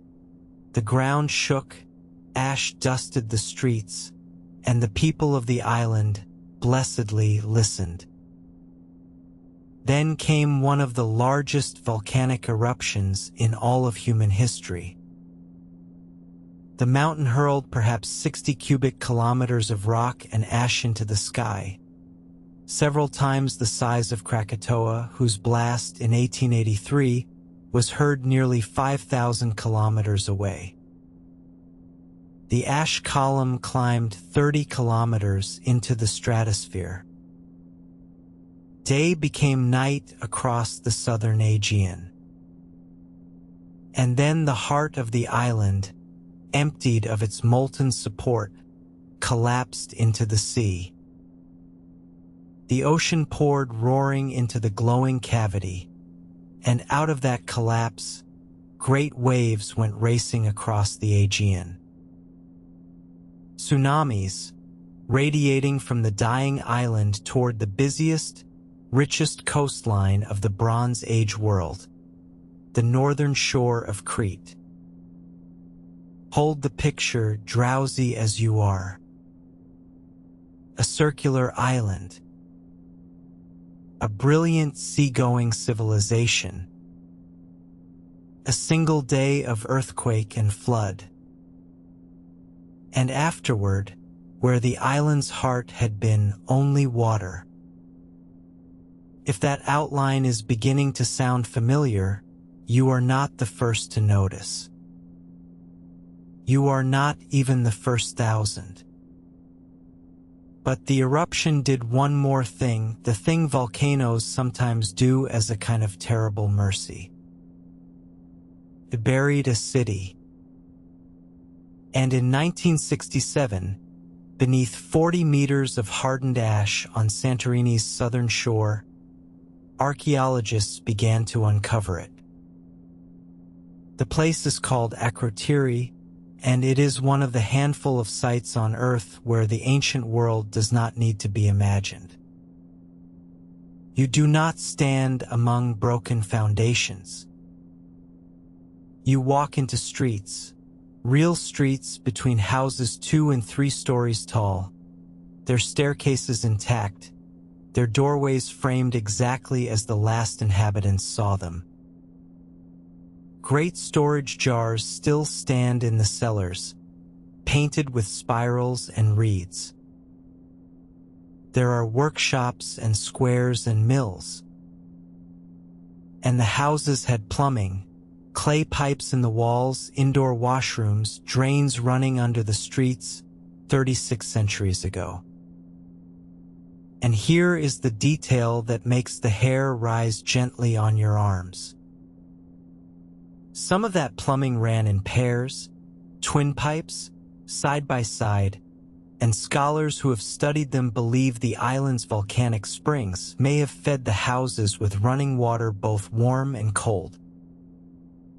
Warm and cold springs, flowing side by side, at the heart of a ringed island in the sea. You remember where you have heard that before. It was the gift of Poseidon to Plato in the first days of Atlantis, one of the strangest, most particular details in Plato's whole account, and here it is, rising out of the ash with the smell of sulfur still on it. And then there are the paintings. The dry ash preserved, in room after room, frescoes that are among the most beautiful things surviving from the entire ancient world. Swallows tumbling over red lilies in a rocky spring landscape. Boys boxing, each wearing one glove. A fisherman holding up his shining catch. Blue monkeys clambering through a dream of crags. Girls gathering saffron on the hills for a seated goddess. And in one upstairs room, a painted frieze runs around the walls that no one who loves this story can look at unmoved. A fleet of great garlanded ships, moving in procession between 2 harbor towns, dolphins leaping alongside, and on the shores whole crowds standing on the rooftops to watch them come in. It is a portrait of the world of Thera, painted by Thera itself, a civilization of mariners, of harbor towns rising in tiers above the water, of ships moving like royalty between the islands. Painted, perhaps, only a few years before the island went into the sky. 2 absences complete the picture, and they are as eloquent as anything found. First, the bodies. Pompeii is famous for its dead.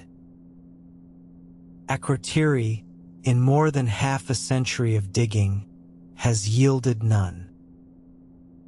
The earthquakes gave warning, and the people heeded it.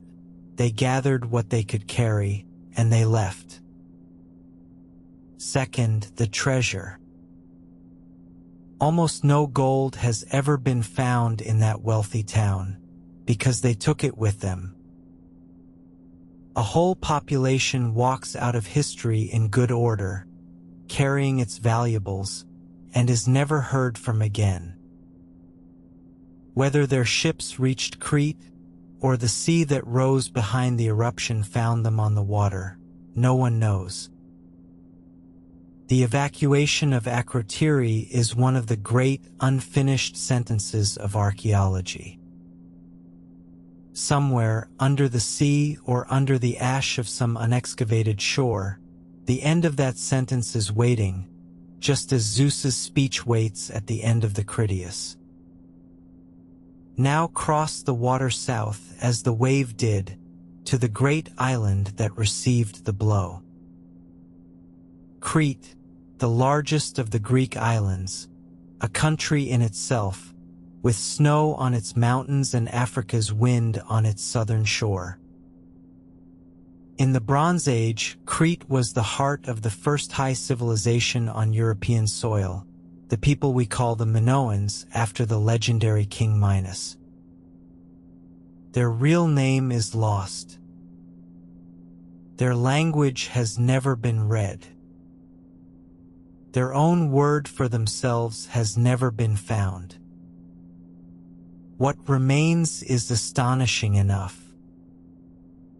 Great palace complexes, Knossos above all, sprawling labyrinths of courtyards and corridors, storerooms and shrines, light wells and frescoed halls, hundreds upon hundreds of rooms.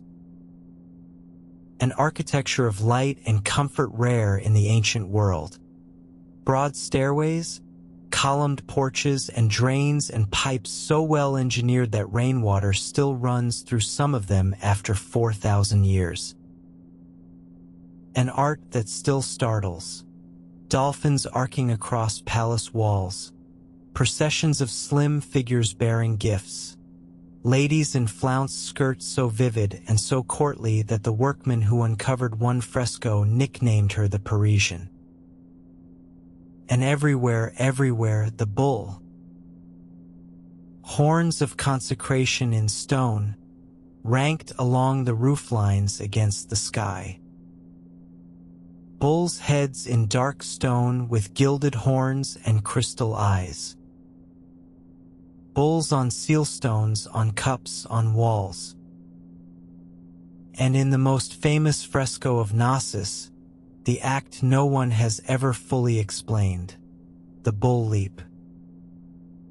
A charging bull at full stretch, one slim athlete gripping its horns, another in mid-somersault along its spine, a third landing behind, the whole impossible gymnastics painted as casually as a festival. Human grace, balanced for one suspended heartbeat on the back of overwhelming power. Whatever else it meant, that image is the signature of the civilization. The later Greeks remembered Crete only through myth, and the myths are dark in exactly the way that long memories of vanished power are dark. They remembered Minos, the great king who ruled the waves, the first sea empire, the first thalassocracy. They remembered that Athens itself had once been Crete's tributary, forced, the myth says, to send 7 youths and 7 maidens at intervals to the labyrinth at Knossos, where the Minotaur waited, the bull-headed man in the heart of the maze, until Theseus went in with a sword and a thread. Strip the myth to its bones and it remembers 3 true things. That Crete once commanded the sea. That mainland Greece once feared and served it. And that at the center of Cretan power stood a great building like a maze, and in the maze a bull. Now bring the 2 islands together, because in the Bronze Age they were one world. Akrotiri was, in everything but politics, a Minoan town. Its art, its dress, its plumbing, all Cretan to the fingertips. A brilliant northern outpost of the palace civilization, sitting on the lid of a volcano. When the volcano went up, the Minoan world took the blow at point-blank range. Ash fell on the eastern fields. The tsunamis came ashore on the palace coast. Harbors wrecked, coastal towns battered. The fleet that was the wooden wall of a sea empire splintered in an afternoon. The Minoans did not vanish that day. The truth is slower and stranger than the legend wants. The palaces were repaired. Life went on. But something had broken. In the century that followed, the Minoan world dimmed and thinned.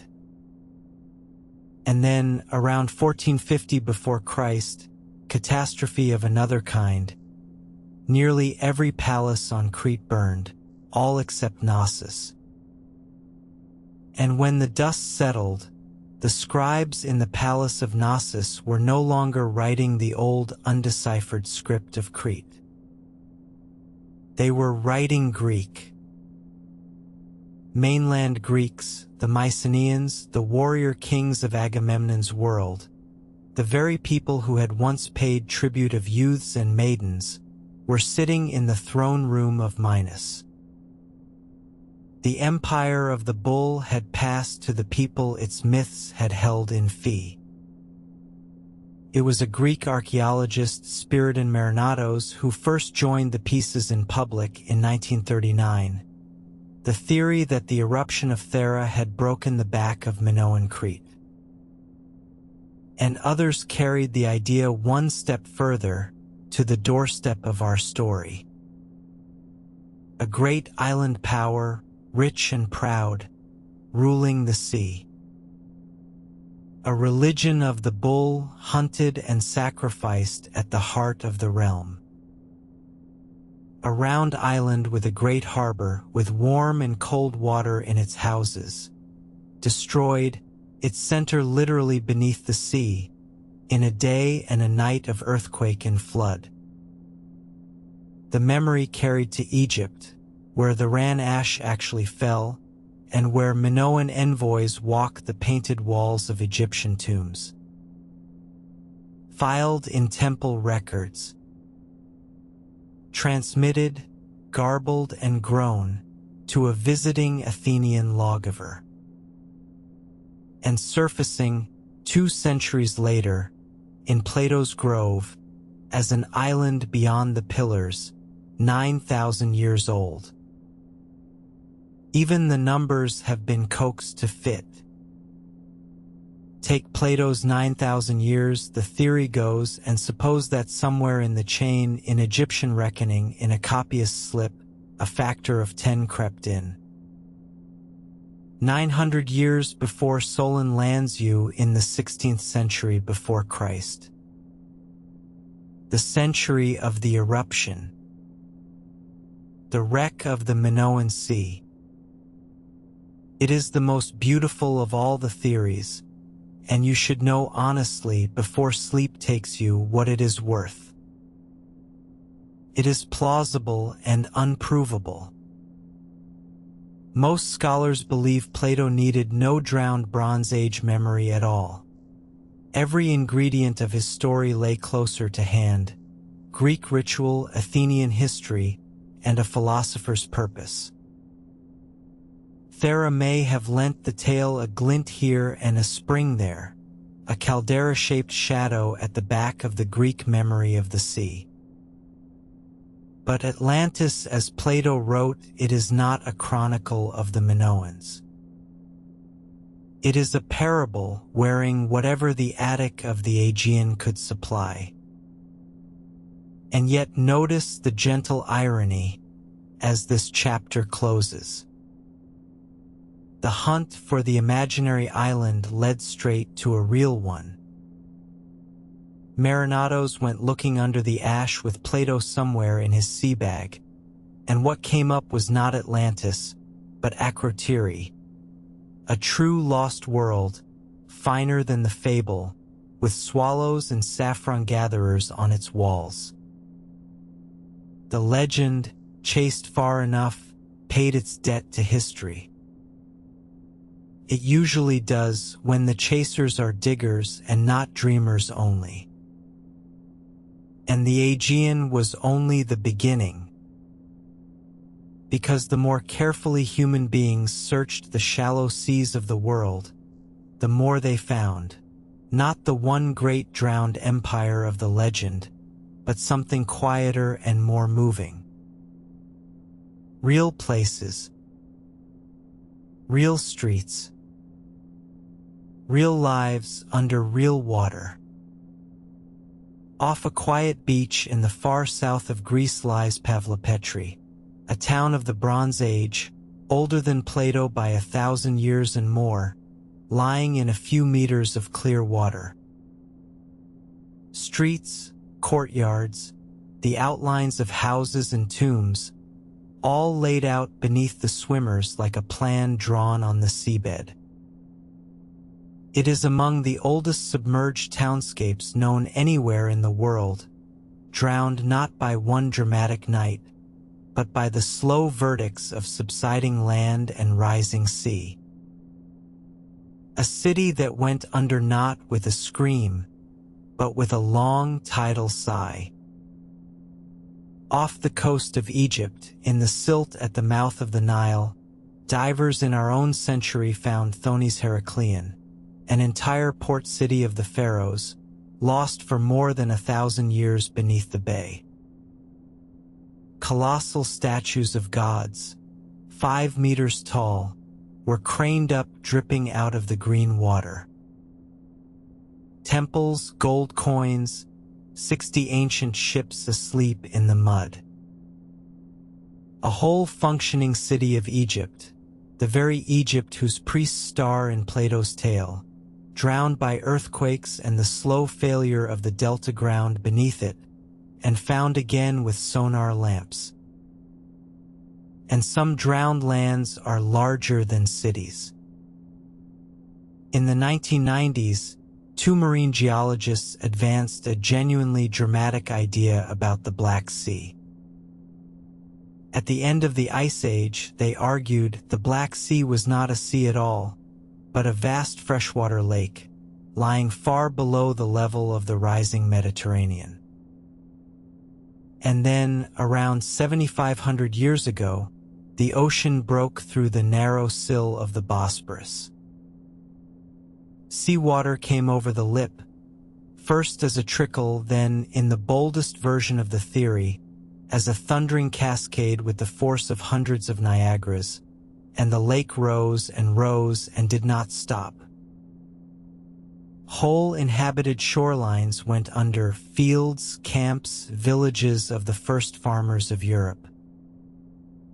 Explorers who later scanned the drowned shelf found ancient beach lines and, in the dark, oxygen-free depths, traces of wooden structures, preserved where no worm can eat them. Scholars still argue honestly over how fast the water rose, a catastrophe or a long creep. But some have wondered aloud whether the memory of that drowning, carried south by refugees into Mesopotamia, became the seed of the oldest flood stories in the world. It is not Atlantis, no navy, no ringed city, no empire.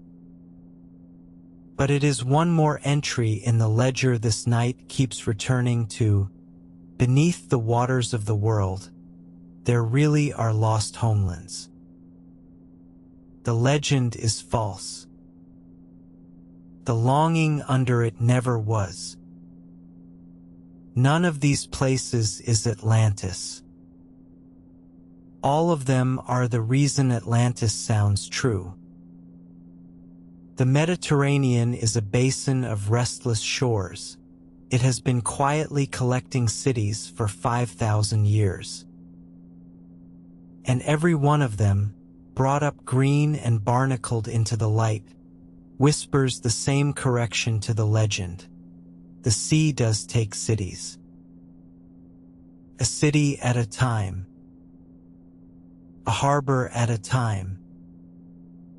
What it does not take, what it has never once taken, is a continent. And why it cannot, why the very floor of the ocean forbids it, is the lamp at the end of the corridor. We are nearly there. But first, the night owes you the greatest drowned land of all, and this one is true, and no one speaks of it. Come north, to the grey water between Britain and Europe. The North Sea, shallow and cold, busy tonight with trawlers and wind farms. 20,000 years ago, at the coldest depth of the last ice age, that sea did not exist.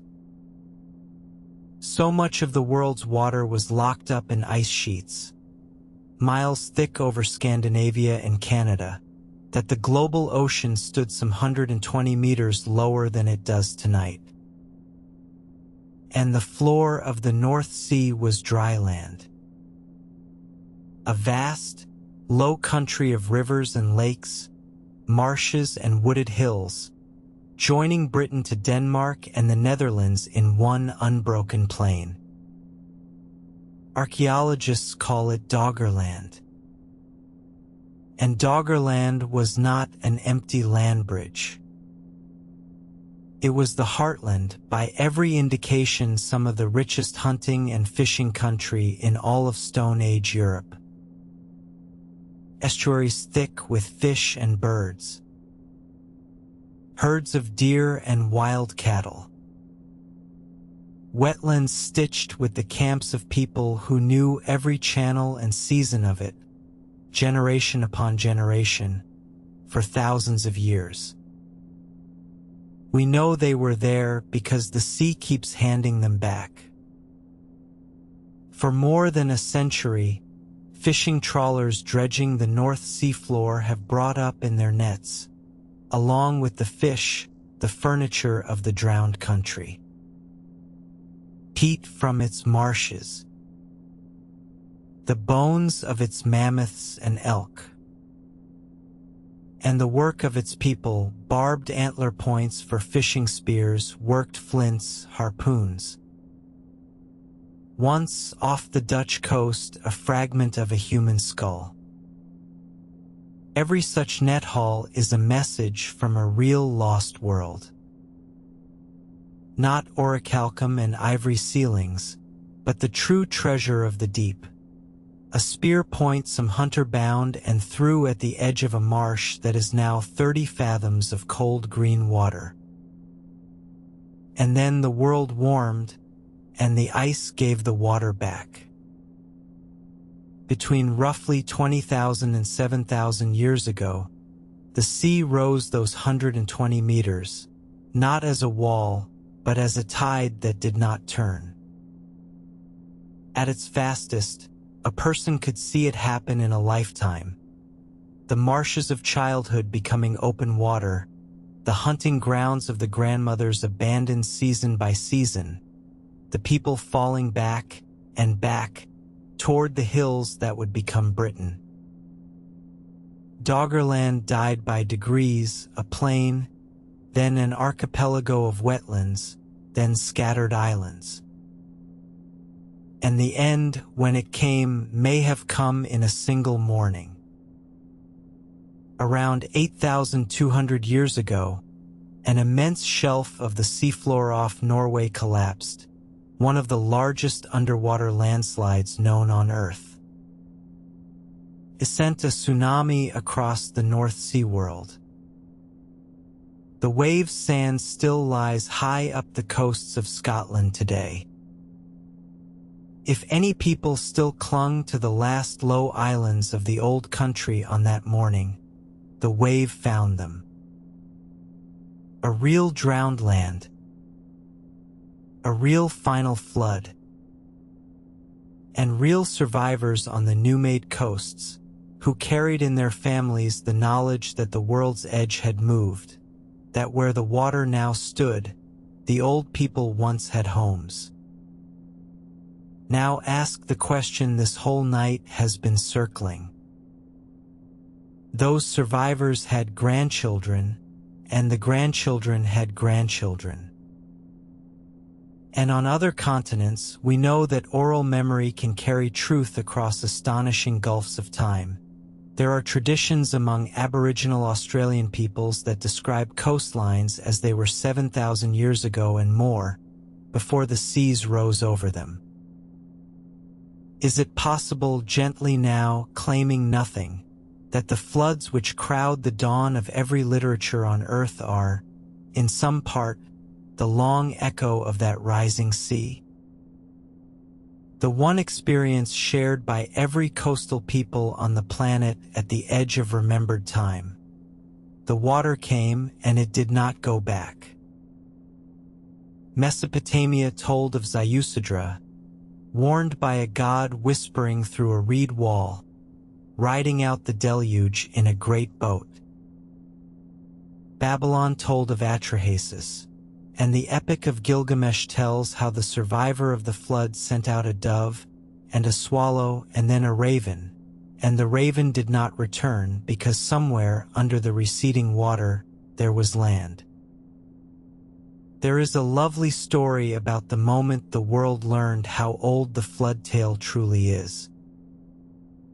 In 1872, in a back room of the British Museum, a self-taught scholar named George Smith was sorting broken clay tablets from Nineveh when the wedge-shaped signs under his lamp resolved into a story. A ship aground on a mountain, a dove sent out, a raven that did not return. He was reading the flood of Noah, on clay written 1,000 years before the Bible, and legend says that Smith leapt up from the table and began, in his ecstasy, to undress in the middle of the museum.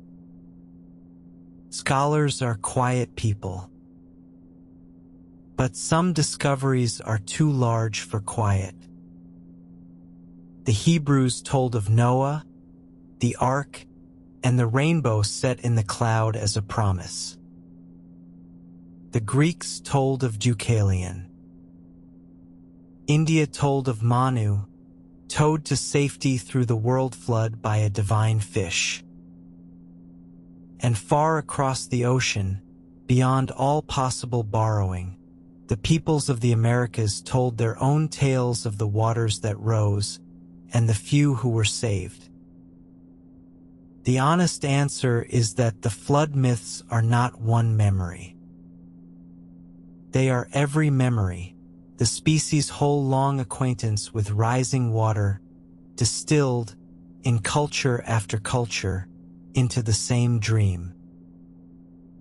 And into that ancient universal shape, Plato set his island, like a jewel into a band worn smooth by every hand in the human family.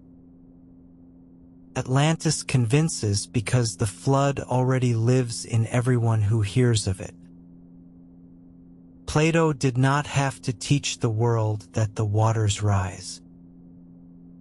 The world has never once needed teaching. Before the science closes the great door, fairness demands we hear the searcher's best argument, because they have one, and it is a single word, and the word is Troy. For most of the modern age, educated opinion held that Homer's Troy was exactly what Atlantis is, a poet's invention, a city made of words. The Iliad was admired as literature and dismissed as history. No serious person went looking for the topless towers. And then, in the 1870s, a stubborn German merchant named Heinrich Schliemann, self-made, self-taught, and gloriously obsessed, took the poem at its word. He went to a mound in northwest Turkey where the landscape matched Homer's lines. And he dug. And there was a city in the hill. There were 9 cities in the hill, stacked like the leaves of a book, and among them, walls that had known fire and war, and out of the depths came golden treasure that he draped, with his unfailing sense of theater, on his own wife for the photographs. He was wrong about the layer. He was reckless with the spade in ways that make archaeologists wince to this day. But on the one great question, the question everyone had laughed at, he was right and the laughter was wrong. Troy was real. Then he crossed the sea to Mycenae, dug inside the Lion Gate, and found kings of the deep Bronze Age lying under masks of beaten gold, proof of a high Greek civilization 1,000 years older than anyone believed. Within decades, the pattern repeated across the ancient world like a drumbeat. The Hittites, a mere name in the Bible, turned out to be a forgotten superpower with an archive of clay. Nineveh rose out of its mounds. The labyrinth of Minos rose at Knossos. Time after time, the story dismissed as poetry turned out to be a map. So who can entirely blame the Atlantis hunters? Every one of them who ever chartered a boat has carried Troy in one pocket and the Hittites in the other. If Homer pointed true, they ask, why not Plato?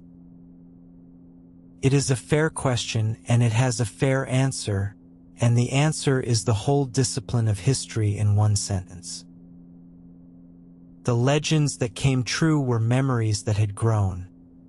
Real places and real wars, handed down 100 generations, gathering gods and exaggerations like moss, but with a stone underneath. They left witnesses, a mound, a name on the land, ash in a layer. Atlantis is the other kind of story. Not a memory that grew, a meaning that was built. It begins not in 1,000 campfire retellings, but in one philosopher's study, with its purpose stamped on it and its evidence placed, by design, forever out of reach. Troy could be found because Troy was lost. Atlantis cannot be found because Atlantis was never lost. It has been exactly where Plato left it, on the page in plain sight for 24 centuries. And so we come, in the deep of the night, to the deep itself, to the question the searchers spent a century avoiding, and the answer that closed it forever. Never mind where the continents sank. Ask instead, can a continent sink at all? For almost all of human history, the floor of the ocean was the least known surface in the universe, less known than the face of the moon, which at least could be seen. Then, in the middle of the 20th century, the instruments arrived. Echo sounders pinging the depths from moving ships. Magnetometers towed behind. Coring drills, seismographs, and, in time, satellites. And through the 1950s, researchers began to assemble, sounding by sounding, the first true portrait of the Atlantic floor. Much of the map was drawn by a woman named Marie Tharp, plotting profile after profile by hand in an office she was not, as a woman, permitted to leave for the research ships. Out of her inked lines rose the great discovery. Down the middle of the ocean, from the latitudes of Greenland toward the far south, ran Donnelly's Drowned Mountain Range, but it was not the corpse of a continent. Along its entire crest ran a rift, a continuous crack in the skin of the world. And the crack was alive. Earthquakes swarmed along it. Fresh lava paved it. Heat poured out of it. The mid-Atlantic ridge was not a dead spine. It was a seam, a wound that would not close, and out of it the earth was making new ocean floor. Through the 1960s, the pieces locked together into the theory now called plate tectonics, and its verdict on our story is precise and final. The Atlantic is a seam between great plates that has been widening for nearly 200 million years. Molten rock rises at the ridge, hardens, and is carried away to either side, a few centimeters a year, about the speed your fingernails grow. The Americas and the Old World are drifting apart tonight, as you lie there. The ocean floor is a slow conveyor, youngest at the center, oldest at the edges. And the proof is written by the planet itself, in a script no one can forge. The Earth's magnetic field flips at long intervals. Cooling lava records the direction of the field at the moment it hardens, and so the spreading seafloor carries away from the ridge a sequence of magnetic stripes, mirror-imaged on both sides, like the grain in a split log. Tow a magnetometer across the Atlantic, and the stripes read out like tree rings. The entire history of the ocean, dated, symmetrical, with not one page missing. And nowhere in that record, nowhere, is there room for a drowned continent. The floor is young volcanic rock, accounted for, dated, striped, continuous. And the deeper reason is lovelier still, and it fits in a sentence. Continents cannot sink because continents float. Continental rock is lighter than the dense black basalt of the ocean floor. A continent rides high on the mantle beneath for the same reason a cork rides high in water. You can no more sink a continent into the earth than you can sink a cork into a pond by wishing. Coastlines drown, yes. Edges flex, deltas subside. The sea rises over the low shelves, as it rose over Doggerland. But a continent going down whole into the deep ocean in a day and a night, the physics of the planet forbids it, as firmly as it forbids the sun rising in the west. When Plato chose the one ending no one could ever check, he reckoned without the 24th century after him, when his readers would finally learn to check the planet itself. And the searcher's other candidates fell one by one to the same honest light. The grid stones of the Bimini Road in the Bahamas, hailed as an Atlantean causeway, proved to be natural beach rock, fractured into neat blocks by the patient sea. The Eye of the Sahara, that great bullseye of rock rings in the desert of Mauritania, 40 kilometers across, beloved of the internet age, is a natural geological dome, hundreds of millions of years old, dry as bone, with no city in it and no harbor near it. Antarctica, favored by theorists of wandering crusts, has lain under its ice for millions of years before any human walked the earth. And the lost kingdom of Tartessos, beyond the pillars in Spain, real, glittering, and genuinely vanished, looks under the archaeologists' lamps like what it was, a brilliant Iberian trading culture, not a drowned ring city. Every candidate is one of two things: a real lost place onto which the legend has been laid like a stencil, matching 3 details and ignoring 30, or a striking natural form in which human longing has seen architecture, the way it sees faces in clouds. Mark every proposed Atlantis on a globe, and you have not located a city.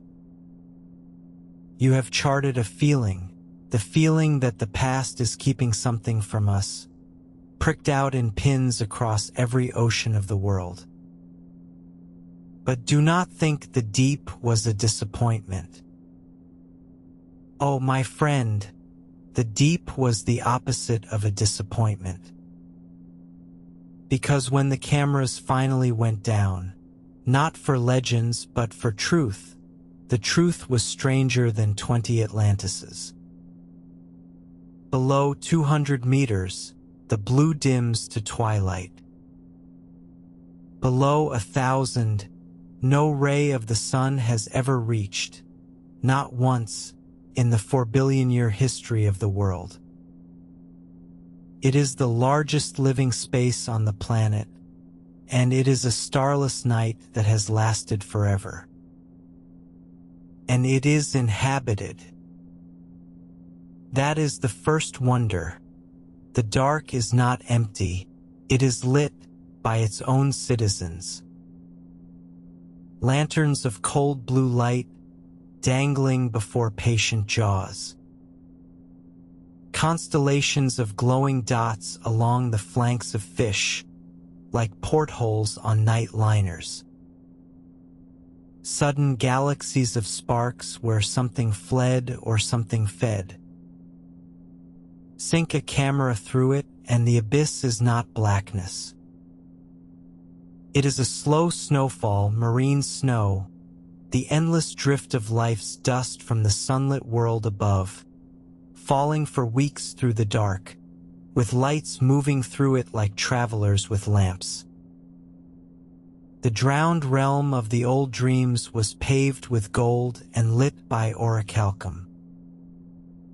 The real one is lit by its own animals. No one had imagined that at all. On the volcanic seams of the ridges in 1977, the cameras found the hot springs of the deep water black with minerals, gushing from stone chimneys at temperatures past 300 degrees, into water barely above freezing. And around those chimneys, in absolute darkness, life riots.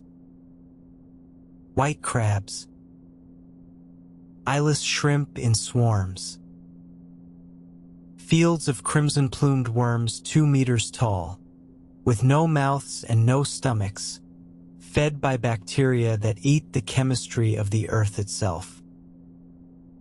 Whole gardens owing nothing to the sun.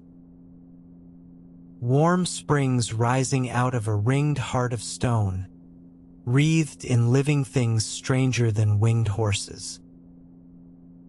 Plato put springs like that in his island as a god's gift, and 23 centuries later, the cameras found them real at the bottom of his own Atlantic. There is even, the sea keeps its sense of humor, a field of pale carbonate towers on the mid-Atlantic ridge, spires 90 meters tall, ghost white in the submersible's lights, alive with microbes older than empires. Its discoverers named it the Lost City. The name is official. Look down the long dark of the Atlantic tonight, and there is, after all, a lost city standing on the ridge, built not by kings but by chemistry. And scattered across the great desert of the floor lie the true relics, for the deep is the planet's attic, the one room where nothing is ever thrown away.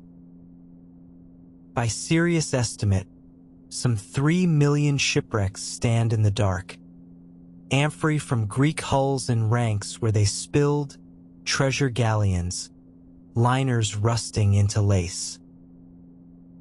And off one small Greek island, in a Roman-era wreck, divers once brought up a corroded lump of bronze that proved, when scholars finally read its gears, to be an astronomical computer 2,000 years old, a machine of interlocking wheels that predicted eclipses. The lost super technology of the ancients turned out to be real after all. It just wasn't a continent. It was a box of gears the size of a loaf of bread, asleep in the sand, patient as everything down there is patient. We went looking for one drowned kingdom. And the sea, opening its hand at last in our own lifetimes, showed us this instead. The deep does not need Atlantis. The deep never needed Atlantis.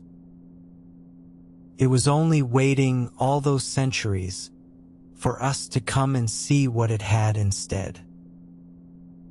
One transformation remains, and it is the strangest of them all. Because somewhere in its long afterlife, Plato's island performed the one maneuver no drowned thing should be able to perform. changed direction in time. A story about the deep past turned around and became a dream about the future. The turn came in England 4 centuries ago. Francis Bacon, lawyer, philosopher, prophet of the new sciences, left at his death an unfinished fable called the New Atlantis. In it, a lost ship's crew finds an unknown island whose people have built their whole society around a single institution. It is called Salomon's House, a college of researchers organized and endowed, whose purpose the fable states in words that still raise the hair on the arms of anyone who works in a laboratory: the knowledge of causes and the secret motions of things, and the enlarging of the bounds of human empire to the effecting of all things possible. Observatories, deep caves for experiments, gardens for breeding plants, houses of engines, of sound, of light, agents dispatched into all nations, not for gold, but to bring back knowledge. It is, point for point, the dream of the modern research institution, written when no such thing existed anywhere on earth.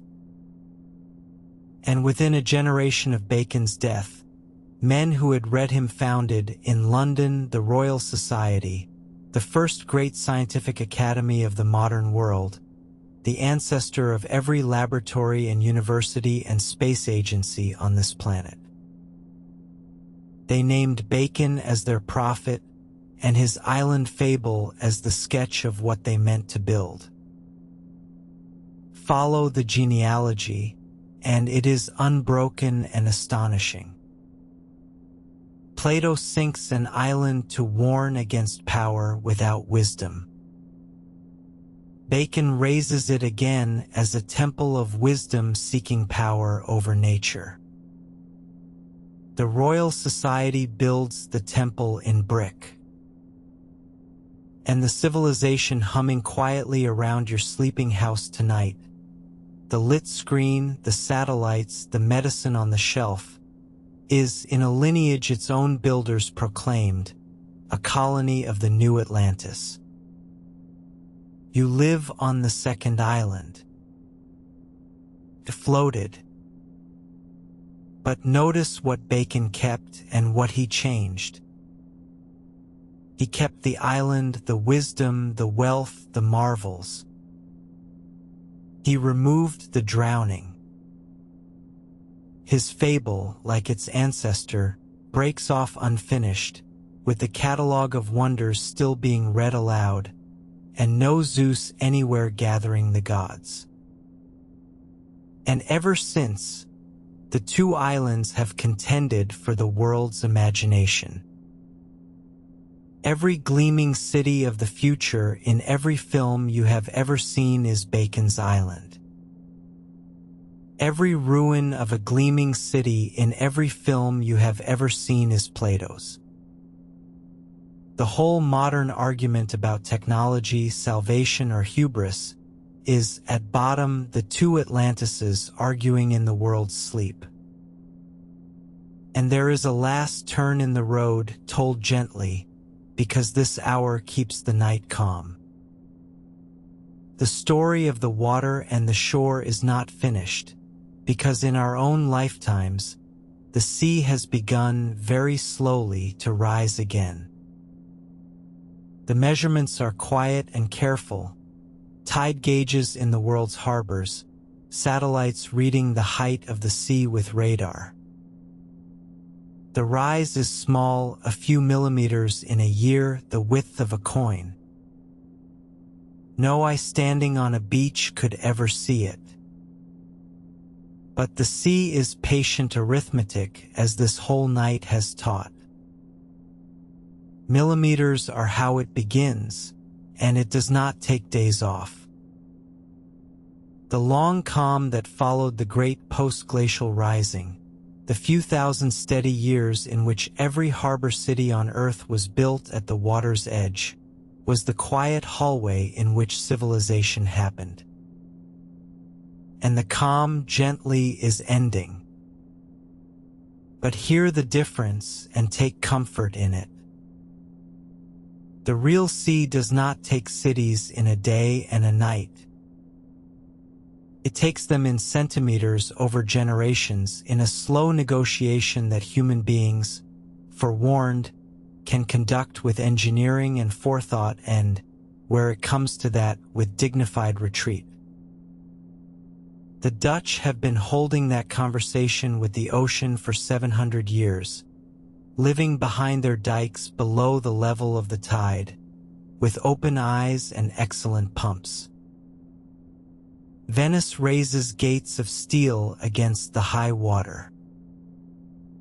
The conversation has begun everywhere now, and its terms are the very terms of the old dialogue: foresight against appetite, the long law against the bright immediate gold. Plato sank his island to ask whether splendor could learn restraint before the water arrived to teach it. The question has left the page. And the answer, for the first time in the story's long life, is actually ours to write. That is not a frightening thought to sleep on.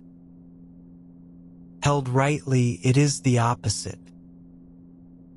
The kings of Atlantis never got to choose. We are still in the part of the story where choosing happens. The lamps lit, the law still legible, the evening still ordinary. So what remains at the end of the long night of the island itself? Everything, my friend. Everything that matters. Because Atlantis was never made of stone, and so nothing that has happened to stone has ever touched it. Remember what the old man in the olive grove was actually saying under all the gold. Civilizations are not usually killed from outside. They are hollowed from within, and the hollowing has a mechanism, and the mechanism is success. Atlantis at its founding lacked nothing. And its gifts were safe exactly as long as they were held lightly, as long as the kings felt their gold to be a burden, and their law to be a treasure, and not the other way around. The fall began not with a wicked king, but with a change in the weight of things. The moment splendor stopped being the fruit of virtue and became the point. The shine and the worth parted company.